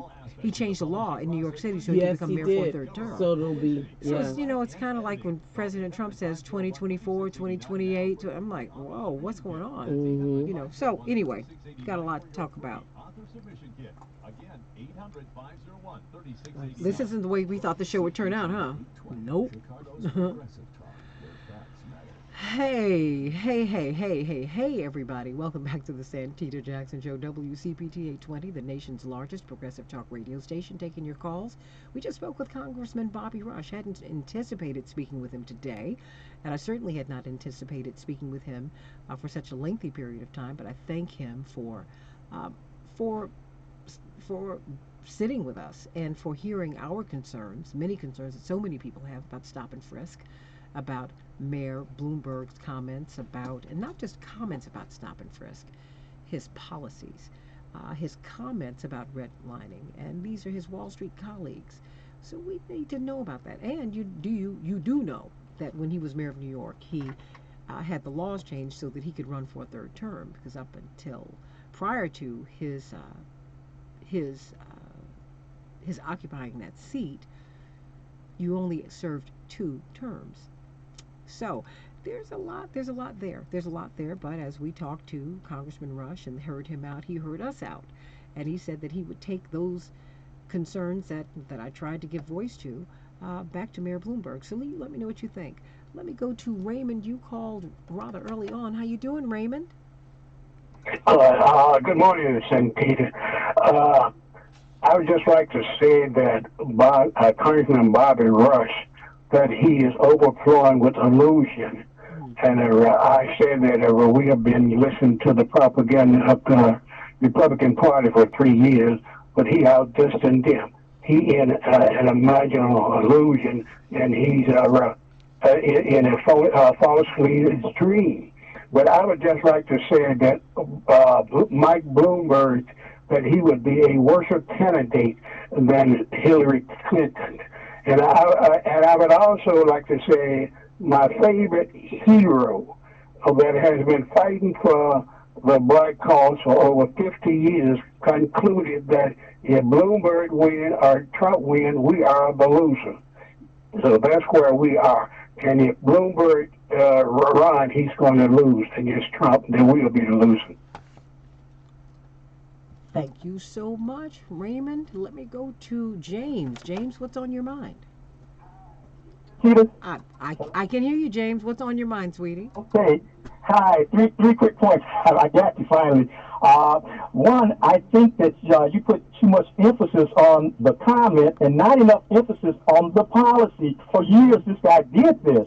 Put more emphasis on him actually doing it. And see, I'm not so sure I can forgive a guy who now he wants to run for president. Now he's going to say, I'm sorry. Now, as for our good Congressman Bobby Rush, I like him and all, but Bobby Rush is not the Bobby Rush of the Black Panthers. The Bobby Rush of the Black Panthers would not have endorsed a racist Bill Daley and the current Mayor Bloomberg. Mm-hmm. Number three, Mike Bloomberg is paying off our black politicians and clergymen to get their endorsements. So, in my opinion, this is the king paying off the flunky so that he can rule the people later. And that is my opinion, Santita. No, I mean, I hear you. And that's why I wanted him, and I hear you. I don't think I emphasized enough. I did try to say that this was a policy. This was a policy that had been enacted 30 years prior to Mayor Bloomberg, and it was a policy that he expanded. I did say that in the opening. I did say that at the top. Well, look, you know what? Let me tell you what I'm trying to do, James. I want him to take the concerns that you have, that Raymond has, that everybody has. Since he has Mayor Bloomberg's ear, I want him to take all of that back to Mayor Bloomberg. I want him to know that the coast is not clear. Is that fair? That sounds good. Thank you. Thank you, sweetie. Oh, boy. Let me go to Michael O'Connor. Michael, what's on your mind? Oh, no. Let me go to Michael. Michael, what's on your mind? Peter, good morning. Now, I love my big brother, Congressman Rush. I've known Congressman Rush, helped him, volunteered with him for I don't know how long. We've been standing next to each other in different fights here in this city for I don't know how long, at least 20 years. Mm-hmm. But I can't do Michael Bloomberg. I can't. Michael, let me ask you this. Michael, not to I'm interrupting you, but it's only to engage you. Do you think, as you're watching all of these black elected officials come out in support of Michael Bloomberg, do you see like a split between the suites and the streets? Yes, I do. And the reason why, well, I can only tell you about my story. I used to work next to your brother when he worked for Goldberg Haymeyer on the floor of CBOT. Oh, my brother Jonathan, when he was on the Board of Trade, right? Okay. Trade, yes. I worked for A.G. Edwards. My trajectory was to be a trader. Because all of this is like Greek to me. So when you were saying that, I was like, what are you talking about? But okay. Oh, okay. It was God's plans.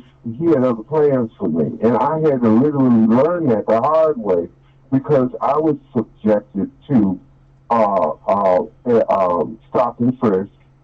And I literally had to deal with a case that went all the way to the Illinois Supreme Court of Cervantes versus the people of Illinois. Sam Adams Sr. was the one who was the attorney. That kept me from having an X on my back. However, I was taken off the floor of the Board of Trade for that period of time, which was a decade. And it literally changed the trajectory of my life. And as far as I'm concerned, I love Bobby Rush. Bobby Rush's congressional record has been 98%, and I look at congressional records. It got me into public policy. That's what changed me to understand the importance of public policy. And I'm from the school of belief, I heard Congressman Rush, and I know that Congressman Rush means well. I know that his religion plays a factor in terms of how he does what he does on a public policy basis. But if he's still listening, I'd like him to remember Proverbs 17:17, which talks about a friend loves at all times. Michael Bloomberg was not my friend then. He did not love me at that time. He didn't love thousands of African Americans in the city of New York. Now, his atonement, spending $100 million, that's a good thing, especially when you got 66 billion with a B in terms of your net worth. I hope that Congressman Rush will be able to make sure that that Michael Bloomberg comes to WCPT, because CPT, where facts matter, is the largest progressive radio in the nation, and explain his atonement. The primary is for who we want to deal with within the party before the general election. If Michael Bloomberg becomes the candidate in the general for the election, I'll have to hold my nose and vote for him. No, you don't. But I hear you. I don't think you have to. Not in the primary, right? Not in the primary. I can't do it. And I'm glad that you're gonna have Mary Flowers on talking about what she's talking about, because she has a good record in the legislature most of the time. Oh no, this was Dr. This was Dr. Margaret Flowers from the PNHP, because the SEIU workers. No, it's okay, sweetie. The SEIU workers, the hospital workers, are fighting to get wages. They're trying to raise their wages, and they're also trying to get health care so that they can actually go to the hospitals where they work. I know people who just like your grandmother, who now wait on people in the hospital, and if they get sick, they can't lay down in one of the beds that they had made up, or that they carried a tray to another sick person, because the hospital does not provide that type of health insurance right here in the city of Chicago. So it's an excellent topic, and hey, keep doing what you're doing. And one day I'm gonna make it down there to have a meal on Monday with y'all. But you need to hurry up. Don't stop threatening. I'm about to hang up on him right now. He's been threatening to do this for months. Hey, girl, hang up on him right now. I love him. No, I Mark. I'm Mike. Mark. I'm through with him. No, we're about to. We're gonna hang up on him because he keeps threatening. Hasn't he been threatening? Mm-hmm. Get out of here. Goodbye, undependable man. You. I love you, Michael. You. I love you. Oh my goodness, I love you all. I love you all so much. You have no idea. Let me go to. Let me see. Oh my goodness, Mark from Bronzeville. Oh, what is he going to say? First of all, you're right. Michael has been threatened and is not powerful. So let's let that stand. Oh, stop shading him. Just go on and get to your point. See how terrible he is. Oh my gosh. What? What's your point? Well, we gotta. Okay. This is my point. I think that I'm getting closer and closer to supporting Michael Bloomberg. And I'm going to tell you why, because I understand the situation of Stop at Fisk. I understand that thoroughly. I have been stopped. My son, I had to step up for my son, who's no longer with us. He was being mistreated by the police department. It's a whole story. So I understand that. I understand what the intent was around the conversation around redlining. It's not a full conversation. No, honey. He blamed the collapse of the economy on black and brown people. He did not go to Wall Street. I can't understand that. No.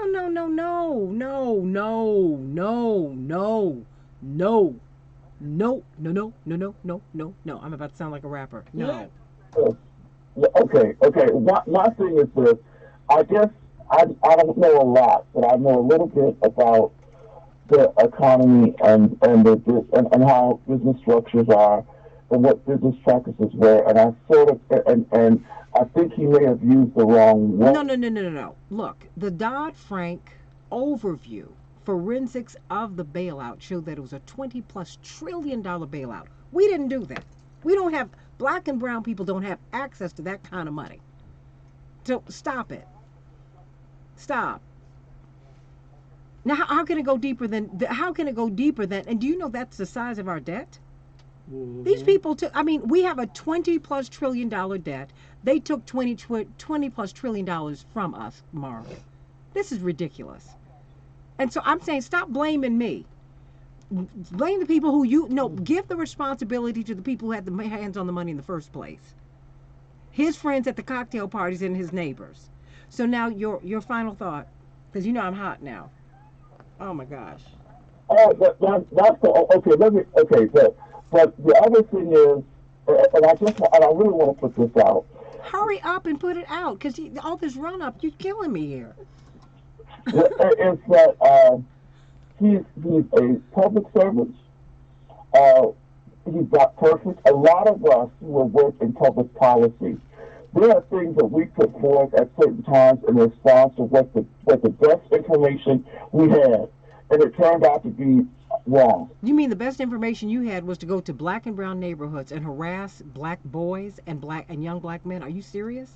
In New York City, wait. We were raped as an American people on Wall Street. They did not go down there. If you want to find the biggest drug addicts in the world, go down to Wall Street. They're the ones with the money. They come up to the black community and the brown community. Stop. So stop giving these people, don't give them that kind of cover.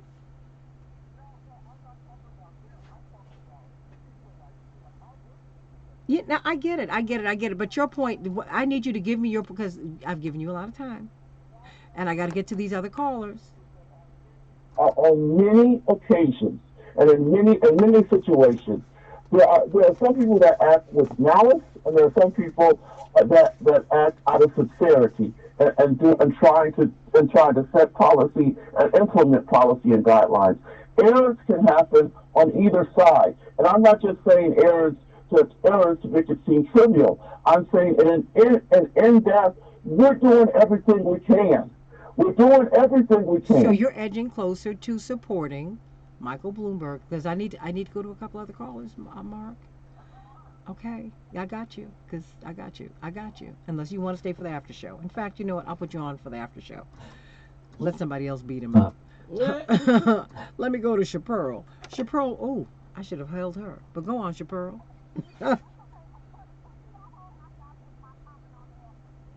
To get into it. I don't understand.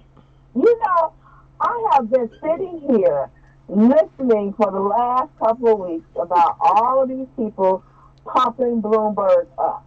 The man is a Republican. His ideology is Republican. His policy is Republican. I mean, if you see it, believe it. This man is not going to change.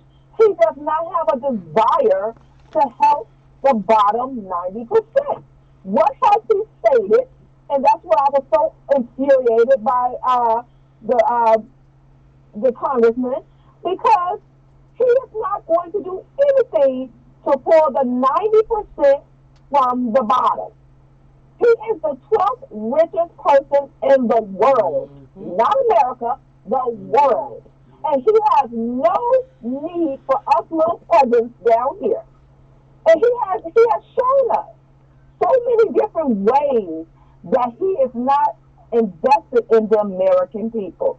He said that it's okay for black people and brown people not to own property because we're too big of a credit risk. No, we're not that big of a credit risk. They saturated and overpriced all the homes, then they redlined us, and then they took the homes away and they still paid them off. I want people to remember this real estate debacle. This is what happened. All these people, when he talks about how we collapsed the government, no, you got all of your money back. Those homes were FHA insured. You got all of your money back, plus interest, plus the $786 billion. You made off like a fat rat. And he needs to stop telling those lies, telling everybody that we as black and brown brown people collapse the economy. And we're not going to even deal with stop and frisk because that's a no-starter for me. But the line in the sand, Santita, for Bloomberg for me, is him changing the New York Constitution for him to be the third term. Would you please say that one more time? For the people in the back, girl, because these people don't understand. This man has garnished enough power to change the New York Constitution to give him a third term. And the mainstream media has been muted. They've said nothing. So, my thing is, but to be fair to Congressman Rush, that's why I'm glad that he came on today. And when I found out, because he said he wanted to come on, I was like, of course you may.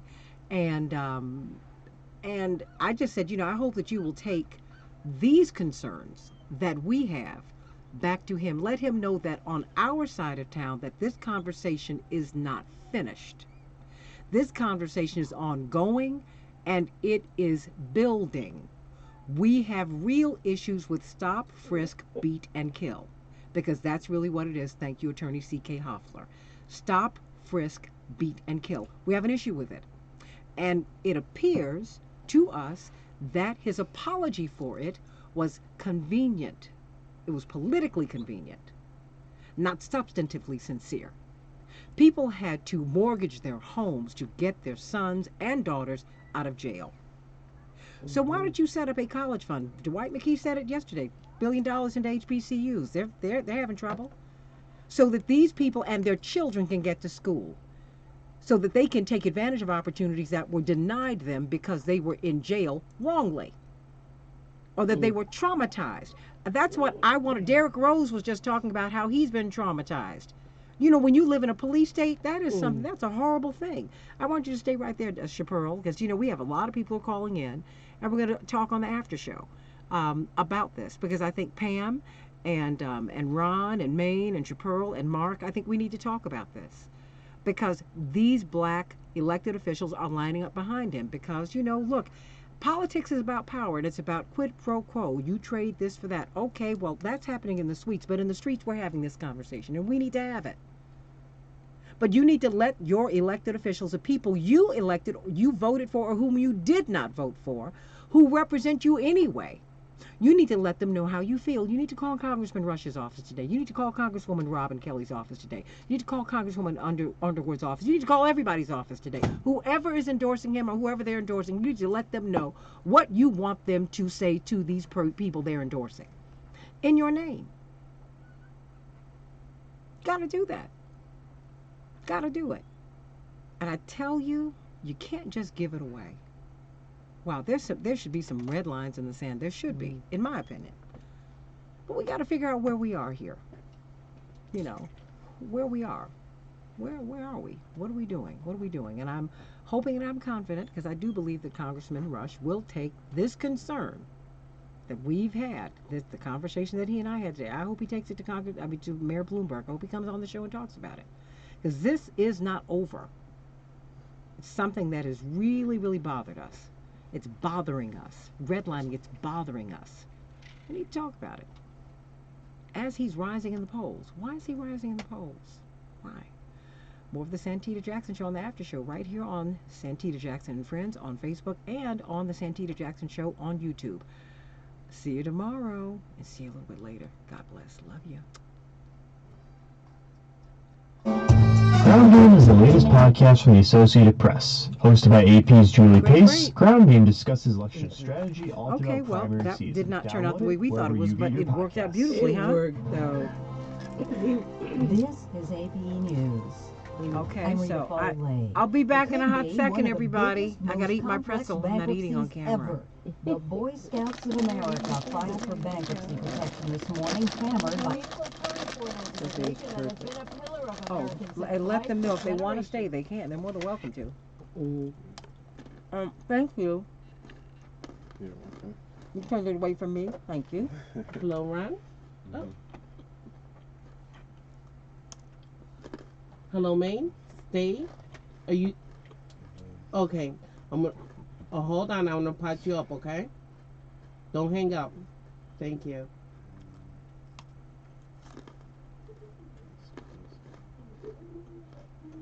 Hello, Pam. Don't hang up. I'm gonna pot you up. How are you, hon? I'm doing great. Hold on, okay? And you should be joining with Maine and Chappelle and Mark, okay? Okay, great. Hold on. Oh. Oh, okay. Hello, Chappelle. Hi, you're gonna be joining in with Maine, Pam, and Mark, okay? Okay.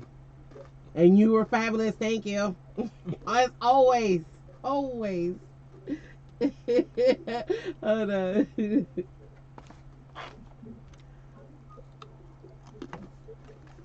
Oh, where was it? Hello, Mark. Oh, okay, I'm gonna pot you up. And we have Pam, Maine, and Chappelle. Okay. Hey, what's up, hon?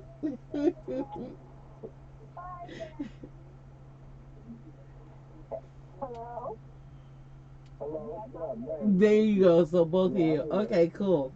Hi, Hold this on. is Pam. Hi, Michael. Oh, this is Maine. Chappelle. Hi, Chappelle. Hi, Pam. We have Michael Connor too. Wonderful. Hey, Chappelle.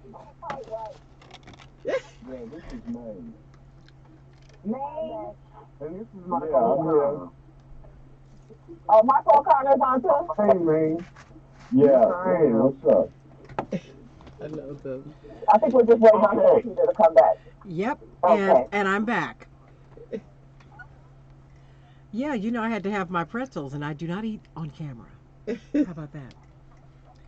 It's not a good look. It's just not. Just so that you all know, chicken bone hanging out your mouth, that is not a good look. No.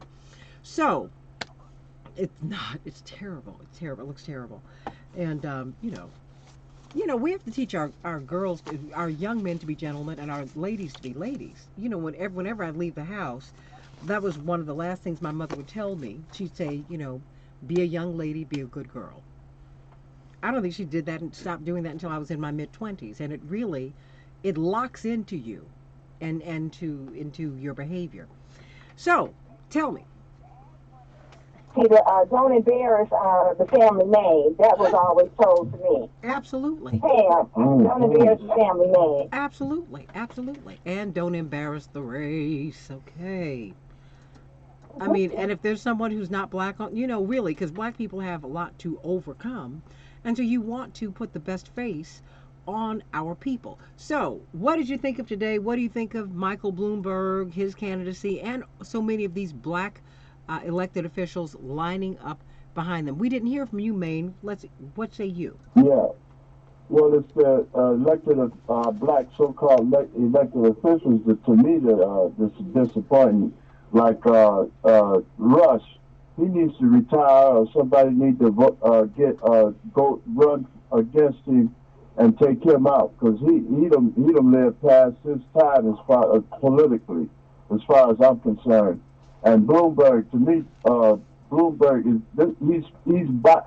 he's the one that's paying for everything for this political election, and to me that's because he's trying to take votes from Bernie Sanders, because Bernie's for the people, and Bloomberg is definitely going to be for Wall Street and the Loop, downtown LA, and the rest of these bastions of capitalism.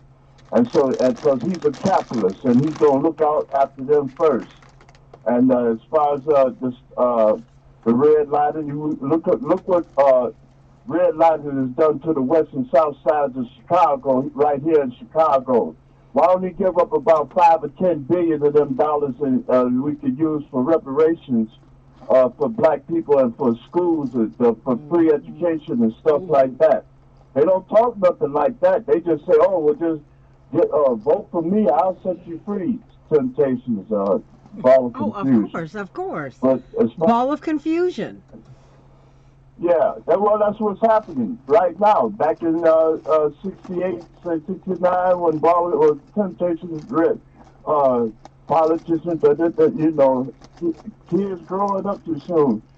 People say more taxes will solve everything. And the band played on, and that's exactly what's happening. The band is still playing on.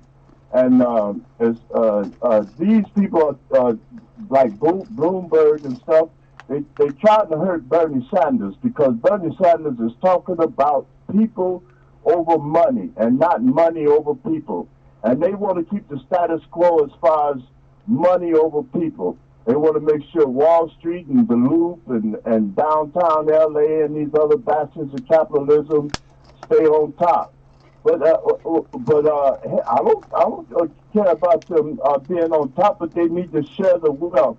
They act like the American people, they're looking at us as though we're foreigners, as though we don't live here, or we've come from somewhere else. And they now have to dictate to us as to how they're going to manage us or how we should be. And Bloomberg to me is nothing but a wolf in sheep's clothing. He jumped over here on the Democratic side in order to hurt Bernie Sanders. And that's who I'm going to be voting for because the man is for the people over money and not money over people. All right. Well, let me hear what Pam has to say. Hi, good morning to everyone. Hi, Santita. I listened to Congressman Rush, and I had an open mind, really wanted to be convinced.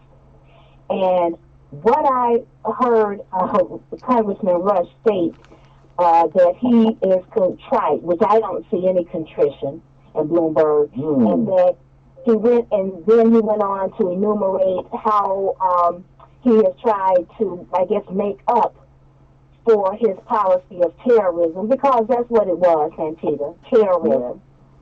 And so he tried to, outline, the things that he's done to try to, I guess, remedy that. And here's my concern.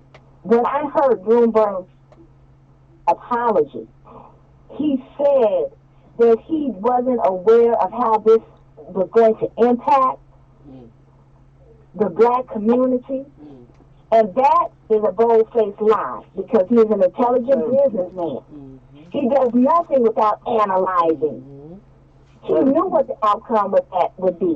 And I want to add to the, not only was it slap and frisk, beat and kill, it was plant and arrest. How about all of the evidence, Santita, and everybody on the line, the evidence that was planted on those stops, and then they were arrested.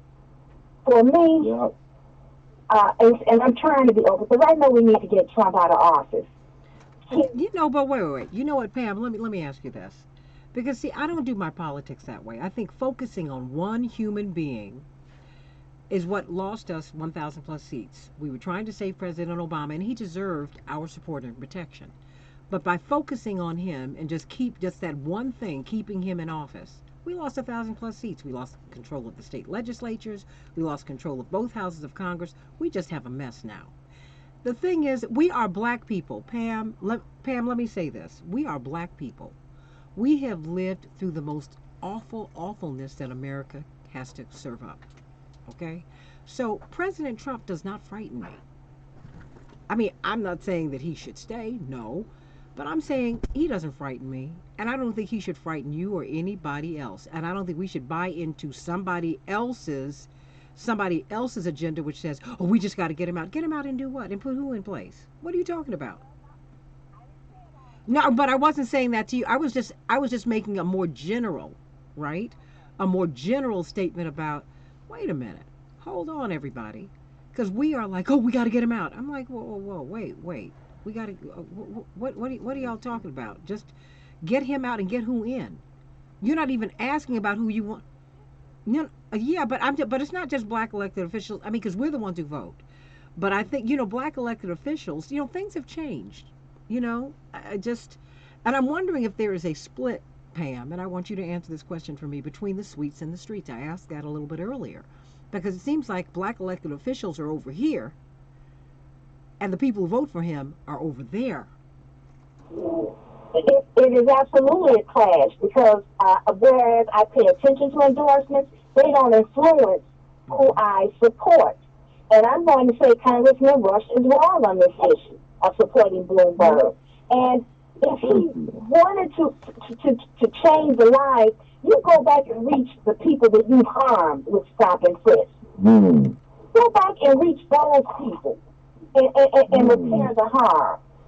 So it would, I don't know if I could support Bloomberg. If he is the nominee, there's going to be a real problem, Santita. Well, let me ask you this. Why do you think he's rising in the polls? Do you think it's because of his media, this media campaign, particularly it's a fabulous commercial with him and President Obama?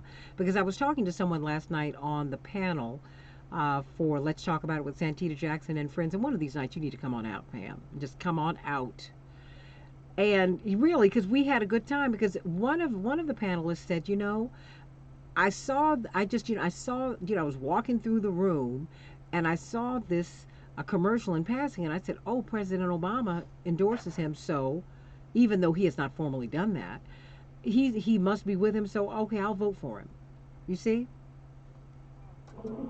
Well, no, I'm not on that page. As a matter of fact, I do it quite differently. I look at the people that I think Obama supports, and I tend to go the other direction. Why is that? I'm going to be serious about that. Why is that? Because Obama has some questionable affiliations. I know the game of politics. However, those people who were in Bloomberg's circle, did Obama not ever bring up to him the implications of stop and frisk? Did Robin Kelly talk to him about stop and frisk? Did any of those wealthy black people or those elected officials before now talk to Bloomberg and challenge him on his position of stop and frisk? Santita, I don't begrudge wealthy people. I'm sick and tired of wealthy people thinking that just because we're working class, we begrudge them and we don't want to listen. They don't have all the answers for me. You work hard to have your money, but all money is not good money. Look, look. I trust Mike. I'm listening to the people who are on the streets and have done the work and have a history of trying to make our communities better. So Obama doesn't do it for me. I tend to go the other way, as a matter of fact. Hi, my name is Michael from Santita. Yeah? Is that Michael O'Connor? This is Michael O'Connor, yes. I was in a unique position a number of years ago to be a part of the power process in Springfield. As you know, Santita, I was legislative assistant to State Representative Connie Howard. I watched, at the time, state, and key word, state senator Barack Obama, his legislative person, who was the contact person for this bill, when we first brought it up, second chance legislation, was a guy by the name of Will Davis, who later became the alderman of one of the wards. I forget which ward. And I remember the lukewarm response that elected officials, African Americans, had concerning second chance legislation. It was the groundswell of people on the streets who went to Springfield, who voiced their opinions, that began to change everybody's mind, including Barack Obama. I worked, I volunteered my time helping one of the candidates who ran against Barack when he first ran and tried to take out Bobby Rush. And I know from what I can say is my personal experience that people are smarter than what they are being given credit for, specifically as it concerns what's not only happening in the Trump administration, but also what's happening locally. I agree with everything that I have heard, not just this morning, but just now, in terms of people's motives. Now, I supported Bobby Rush. I've given most of my adult life volunteering to work on the streets dealing in public policy. And I can assure you that this money situation, see, the reason why, when you asked the question just now, in terms of why Mike Bloomberg is moving far ahead in the polling, even though he has not debated, even though the only thing that people can say is that they saw the message, is because, well, I learned when I got my degree in my 50s from Chicago State in, public policy, in political science, that messaging is 3/4 of the game. If you can message and your campaign can raise enough money where that you can get stuff done in the streets for you in the precinct, and you also have a message that people have heard, that people continue to hear over and over again, it's marketing. And that's why he has risen in the polls. Well, I get, but you know what? I get the marketing, but it's also, and marketing it was a marketing strategy for him to use the president, and it is working, and so I mean I get it, but you know what also works, because it's also street heat, because marketing is not everything. We're gonna have to have our own agenda about what our ask should be. Let me spread this around though, because I can't believe it. I haven't heard from Chapearl and Mark, and I want them to jump in. First of all, my Bloomberg does have something to do with Robin Kelly, because when Robin Kelly was running, she was talking about gun control. And I have seen what Bloomberg, and maybe that's the affinity that I have with him, is that all the efforts and all the people he supported around gun control. And I really didn't, I'll be very honest, I didn't calculate these other things in.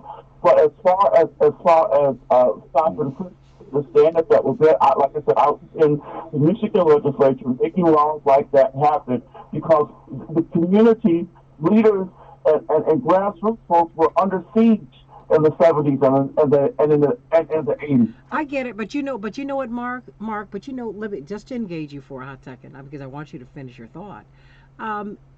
Reverend was among the only really most visible black leaders who said 3 strikes you're out and it's going to be bad. We supported that. There's a lot of stuff that, because we liked President Clinton personally, we felt that he was a white guy who liked black people, got along with black people, and to be fair to him, he brought a lot of black folks to the White House with him. But some of his policies were very harmful, and black folks told Reverend to step off. And now we're living with the impact, right? So I'm saying, before we support these policies and candidates, think things through. Because it's not, gun control is a little deeper than these guns that they're dropping in our communities fully loaded. First of all, Americans have the right to bear arms so that they can have the space to revolt. I'm not calling for that. I'm just saying, if you look at the original reading of the Constitution and the history in which it was created, that's what that's about. Now, our propensity for violence, well, that's another set of questions, okay, that need to be answered and we're going to have to deal with. But someone who oversaw the expansion of a policy that was so devastating to the black and brown communities, when you go back to him, he will just say black folks will take anything. And for me, that is a problem. When you just say to me, y'all will just take anything. We cannot afford that. No other community allows that. Other people say, you know what? On this is my line in the sand. You better not mess with me. And you know what? You don't mess with said communities about these issues. Black folks don't have those. And the 1 or 2 leaders who call out for them, we don't like them until they're dead. And that's our fault. That's our fault. I think that because President Obama has had this commercial with him and he's not asked him to retract it, he needs to be asked the question, hey, what about stop and frisk? What about redlining? Do you support him? No, I don't. Well, why are you allowing him to go forth with his commercial? Or do you think he's okay? Because everybody knows that the establishment, and he is that, do not want a progressive. Not just Bernie. They don't want a progressive. They don't want him. Reverend was a progressive. Reverend would have been okay if he had not been a progressive. It wasn't just that he was black. No, they got over that, and they got over that PDQ. They were upset that he was a progressive. I saw this with my own eyes. Okay? He broke that barrier, not just the phenotypic skin barrier. He broke the philosophical barrier. You never had a progressive rise that high and get that close to the presidency. Not since Huey Long, who they killed, remember? Okay? So I'm just saying, at this point, that's why when I spoke with Congressman Rush, who I love, and a man for whom I have a lot of respect, even as I disagree with him on this. John Rogers is a man I love, and I have a lot of respect for him, even as I disagree with his endorsement. My thing is, I'm in a different position. I don't own Aerial Capital Management. I'm not an elected member of Congress who can bring contracts to my district. I am a voter. I'm just one person.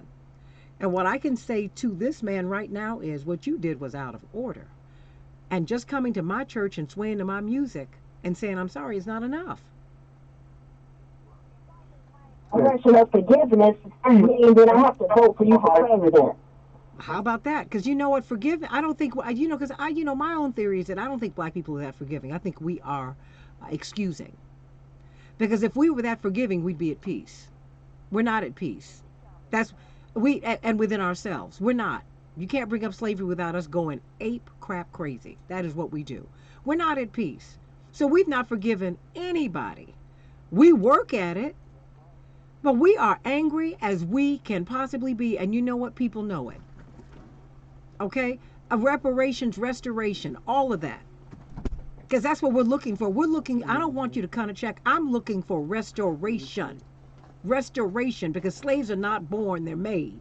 So I just think that we have to have some high standards, and we ain't got no standards. Sure. And we have to have an answer. And I'll ask you all this question. Congressman Rush said, well, we've got to do something different. We've got to do something different. How is voting for a centrist, a corporate, whatever, Republican, how is that doing something different? I know, but you know what? But Pam, you know what? His being a Republican does not bother me. Because Senator Percy, I would have voted for over Paul Simon, whose wife compared my father to a Nazi, to Hitler. During the '88 campaign. She said, well, Hitler gives great speeches too. I was done with that. I was like, hey, I wasn't feeling you anyway. You're absolutely not getting my vote. And I'm all right with that. I will vote for Chuck Percy because I think he's a decent guy. Whatever my disagreements are with him, I don't mind people and their parties. I don't care about that. Because we grew up in Chicago, Pam, and no one was more slave master-ish than the Chicago Democratic machine. So let's get over this party thing. Let's deal with what works. Because you know what? If we have a black Republican, well, we have to deal with platforms. And you know what? All I ask is the black Republican who is in the room, I want you to advocate for the least of these. That's what I'm, not just for black people, for the least of these. That's what I'm asking you for. And I want the black person who's a Democrat, who I send into the room, I want you to do the same thing. Because Reverend sent all the Negroes into the room, and somehow they magically forget what they're supposed to be doing there. Oh, I'm sick of that. And Democrats and Republicans do it. I'm sick of it. I'm sick of white people who go into the room and who do not advocate for the least of these. This to me is not a color thing. This is a principle thing. Yep. Too many of us are hurting out here. We're hurting out here. And I want someone to speak to that. I want Bernie to do what Tom Steyer is doing. I want him to invest in some black businesses because you know what? He has a campaign.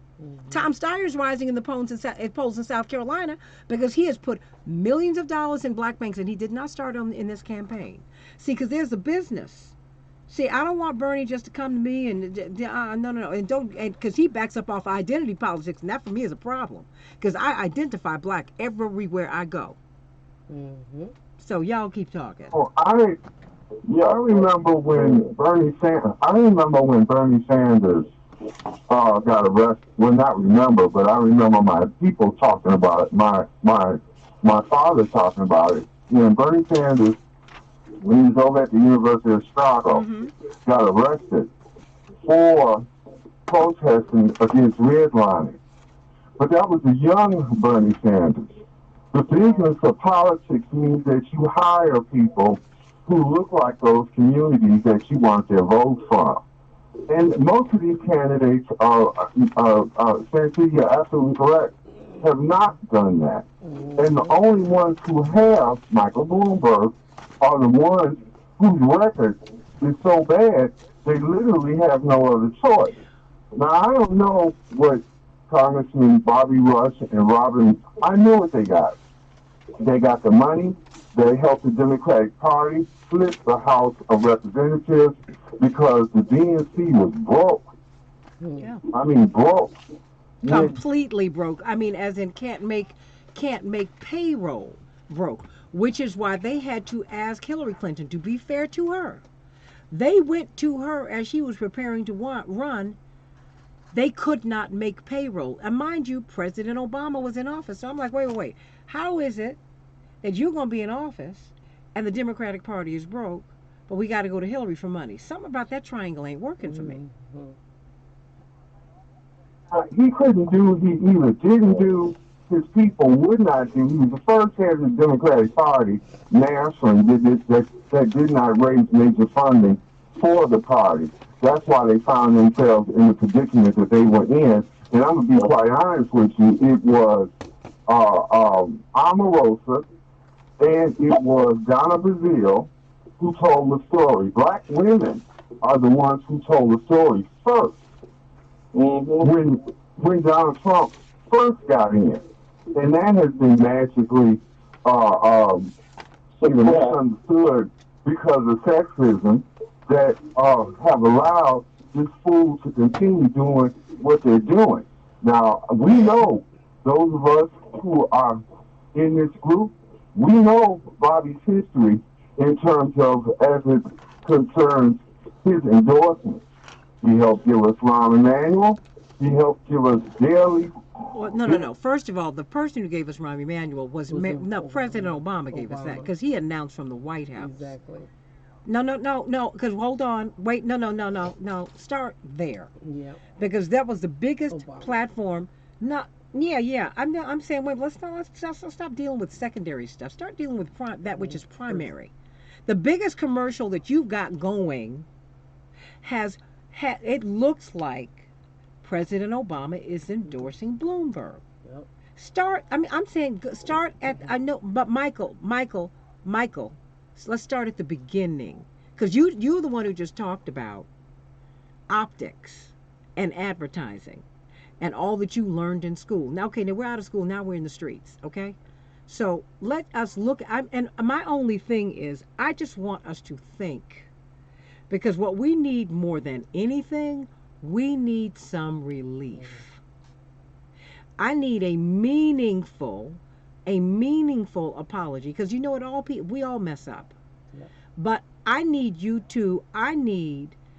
Dwight said it last night, hey, $1 billion in these black schools. Now, I appreciate what he's done to help flip, get more Democrats in office, that's great.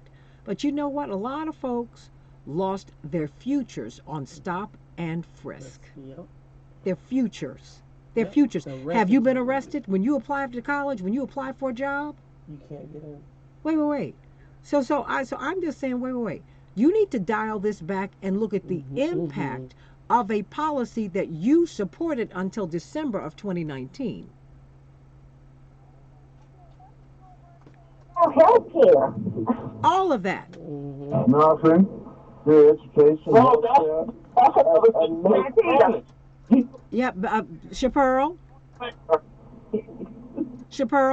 Yesterday, I'm here. Yesterday, I received a text message from the Bloomberg campaign. I saw it. Would you like to read it? Because my Lord, she sent it to me, and I thought I was going to pass out. Really? And hopefully go to heaven. Really? Oh, because she's crazy. Why don't you read it? Go on, read what they wrote to you, and read your response with all of your passion. You crazy woman, you. She's not well, Pam. She's not. Maine, Mark, she's crazy. So, a full disclosure before they kick me off of Facebook. Tell them what they wrote to you, because it was some lovely woman who wrote her a lovely little note. Will you support us? Go on, Chapril. Go on and start, girl. She says, "Hi, I'm Rhonda from Mike Bloomberg's campaign. With so much at stake, Americans deserve a Democratic candidate who could beat Donald Trump. Will you support Mike?" So I respond, "Hell no." I said, "Hell no." I said, "And tell Mike." I said, tell Mike, black people don't support him. Tell Mike we remember the red line comment and how the black people crashed the economy. And then I put a whole bunch of hashtags. Read the hashtags, Chapril. Come on, read the hashtags. Read them. Hashtag black folks don't mess with Mike. Hashtag Mike take a hike. Hashtag anybody with Mike. Hashtag Team Progressive. Hashtag Canada Warren. And then she responds, "Okay, thank you."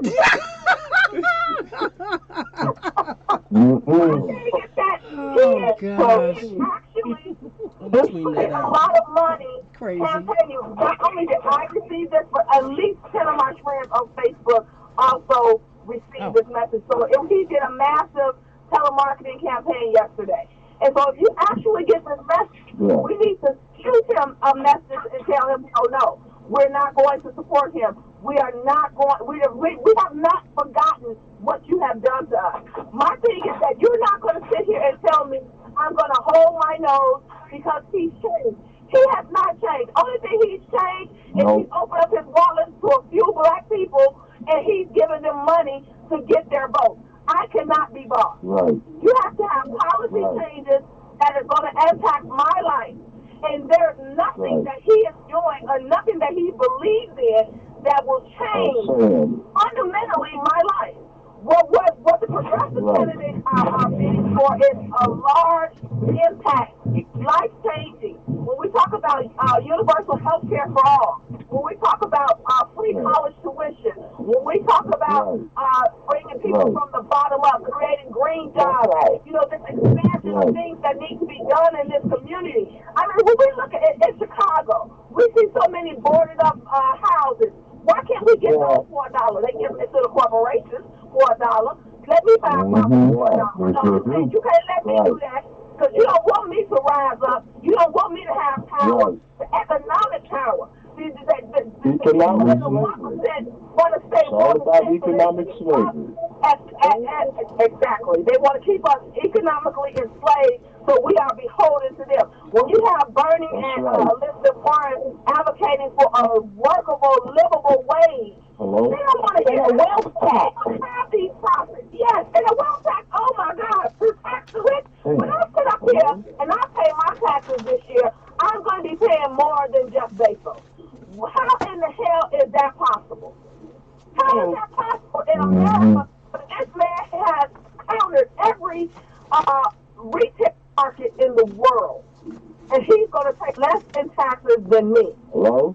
And so this is the thing that I'm saying, that we have to be very clear on what a Bloomberg election is. And like Santita was saying earlier, I'm not afraid of Trump.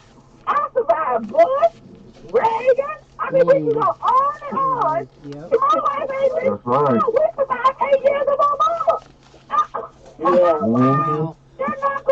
not going. Black people are survivors. Black people are survivors. We will survive. We are not jumping out of the windows.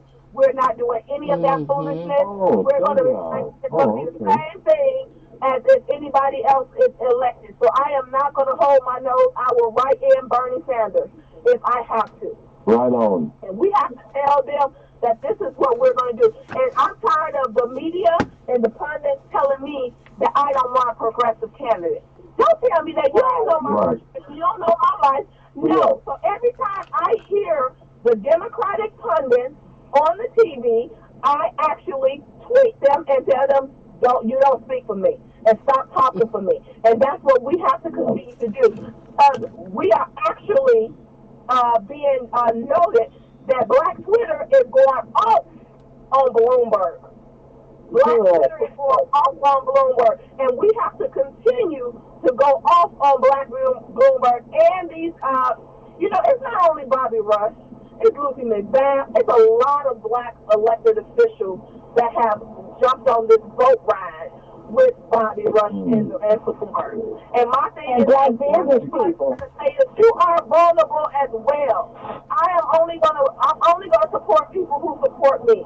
And so if you want this black vote over here, you have to be in alignment with what my thinking is. And right now, it's not.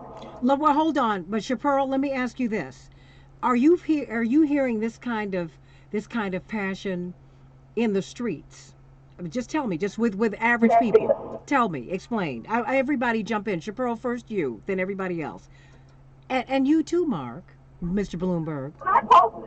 When I posted my comment to Bloomberg, everybody started saying, "Oh, I just got this text message too," and I told them hell no, and I told them hell no, and I told them hell no. We're not supporting Bloomberg, and they talked about stop and frisk. Black people are woke. Right. When these election results come out, when black people in the large states where black people are very prominent, they're going to be extremely surprised. Wait a minute, Tony McCumber. Hold on. Tony McCumber, our Morning Star, said she got the same text from Bloomberg. She said, "My reply cannot be repeated here." Thank you, Tony. Tony. Let me ask you all, has Bloomberg made the debate stage for Nevada? Yeah, he has. Yeah. You haven't been listening, Pam. Yes, because he's polling at 19% according to the Marist poll, the PBS poll. Yeah, so he's made the debate stage. Now, will he join it? I don't know, but he has made the debate stage. Okay, so he'll be there. He said he would be there. So my reply to the text was yes, and I've already signed up. And I got to tell you, I would wish I could be comfortable enough to sit on the sidelines and just see stuff play itself out. But that's not what and that's not what people who have been. We gonna fight. We gonna fight, Mark. Mark, listen. You and hold you hostage. Mark, I'm gonna kidnap you and hold you hostage. You look like Bloomberg. I'm gonna help you. This is Michael O'Connor. I know where you live, and I can assure you, I'll be waiting for you outside the door. Cause ain't no way. You know that. We're not doing it, Mark. No, we are not doing it. We are not doing it. Okay, let me just. Wait a minute. Let me just be clear. If Bloomberg is a nominee, I think we can work with him better than any of these others. He's so vulnerable. At this point, Mark, that's what they said about Obama, and guess what? He didn't even let black people in the office. You know what? You would not be able. People on the streets are not trying to hear this. You group. The people on the streets are not trying to look. It's too many I live in a senior building, and I want you to know I cannot tell you how many seniors have had to go without because of the fact that they have children who are ex-offenders, who are adults, who cannot stand on their own because they got an X on their back because employers routinely have discriminated against them in terms of job applications right here in the city of Chicago. When you say stop and frisk, that is what we're talking about here is the slave patrol. That's the same. The police were considered. The police came out of the slave patrol in the South, right during and before Reconstruction. And what we're talking about here is a billionaire whose staff or he has not bothered to look into before they made these policies, the research. They didn't care. And so there has to be, I can forgive, but that does not mean that I'm supposed to forget. And I do not forget the fact that my life was changed because of the situation. Now, I made lemonade out of lemons, but a lot of people have not been able to do that. And when you start, once the dirt is out and it has been out, I believe that Pam and the other lady, I can't remember your name. Chaparral. Chaparral? Yes. There will be major surprises in South Carolina, major surprises in the southern states where black folks are the majority of the voters. Because if Mike Bloomberg is made the general nominee, yeah, I'll have to hold my nose, but a lot of people will not go to the polls because they are adversely affected by it, because the law says that they cannot vote because they are now felons. And that's my comment. Well, I'm gonna get closing thoughts from everybody here so that we can keep it moving. But you know what, Daphne wants to know if we want to do a watch party for the debate. Does anybody want to do that? Yeah. That'd be nice. We can do that. Yeah. You mean Wednesday night? Is it Wednesday night? Okay. Yeah, Okay, we'll figure out how to do that. Chaparral, do you have any ideas? Anybody? How we can do that? Who does? Mark knows it. Mark knows it. Mark who? Mark Lovelace knows how to do it? Yeah, he's done it before. What? Okay, good. But I want to do it for the Santita Jackson show. Yes, I know how Chaparral. to do it. It's in our Facebook. Basically, when you go live, just like you're going live on your page right now, Yeah. you would basically reshare the actual live stream and then host a watch party. Right. Okay, well then you know what, we should do that. Well, You all want to do that? That sounds good.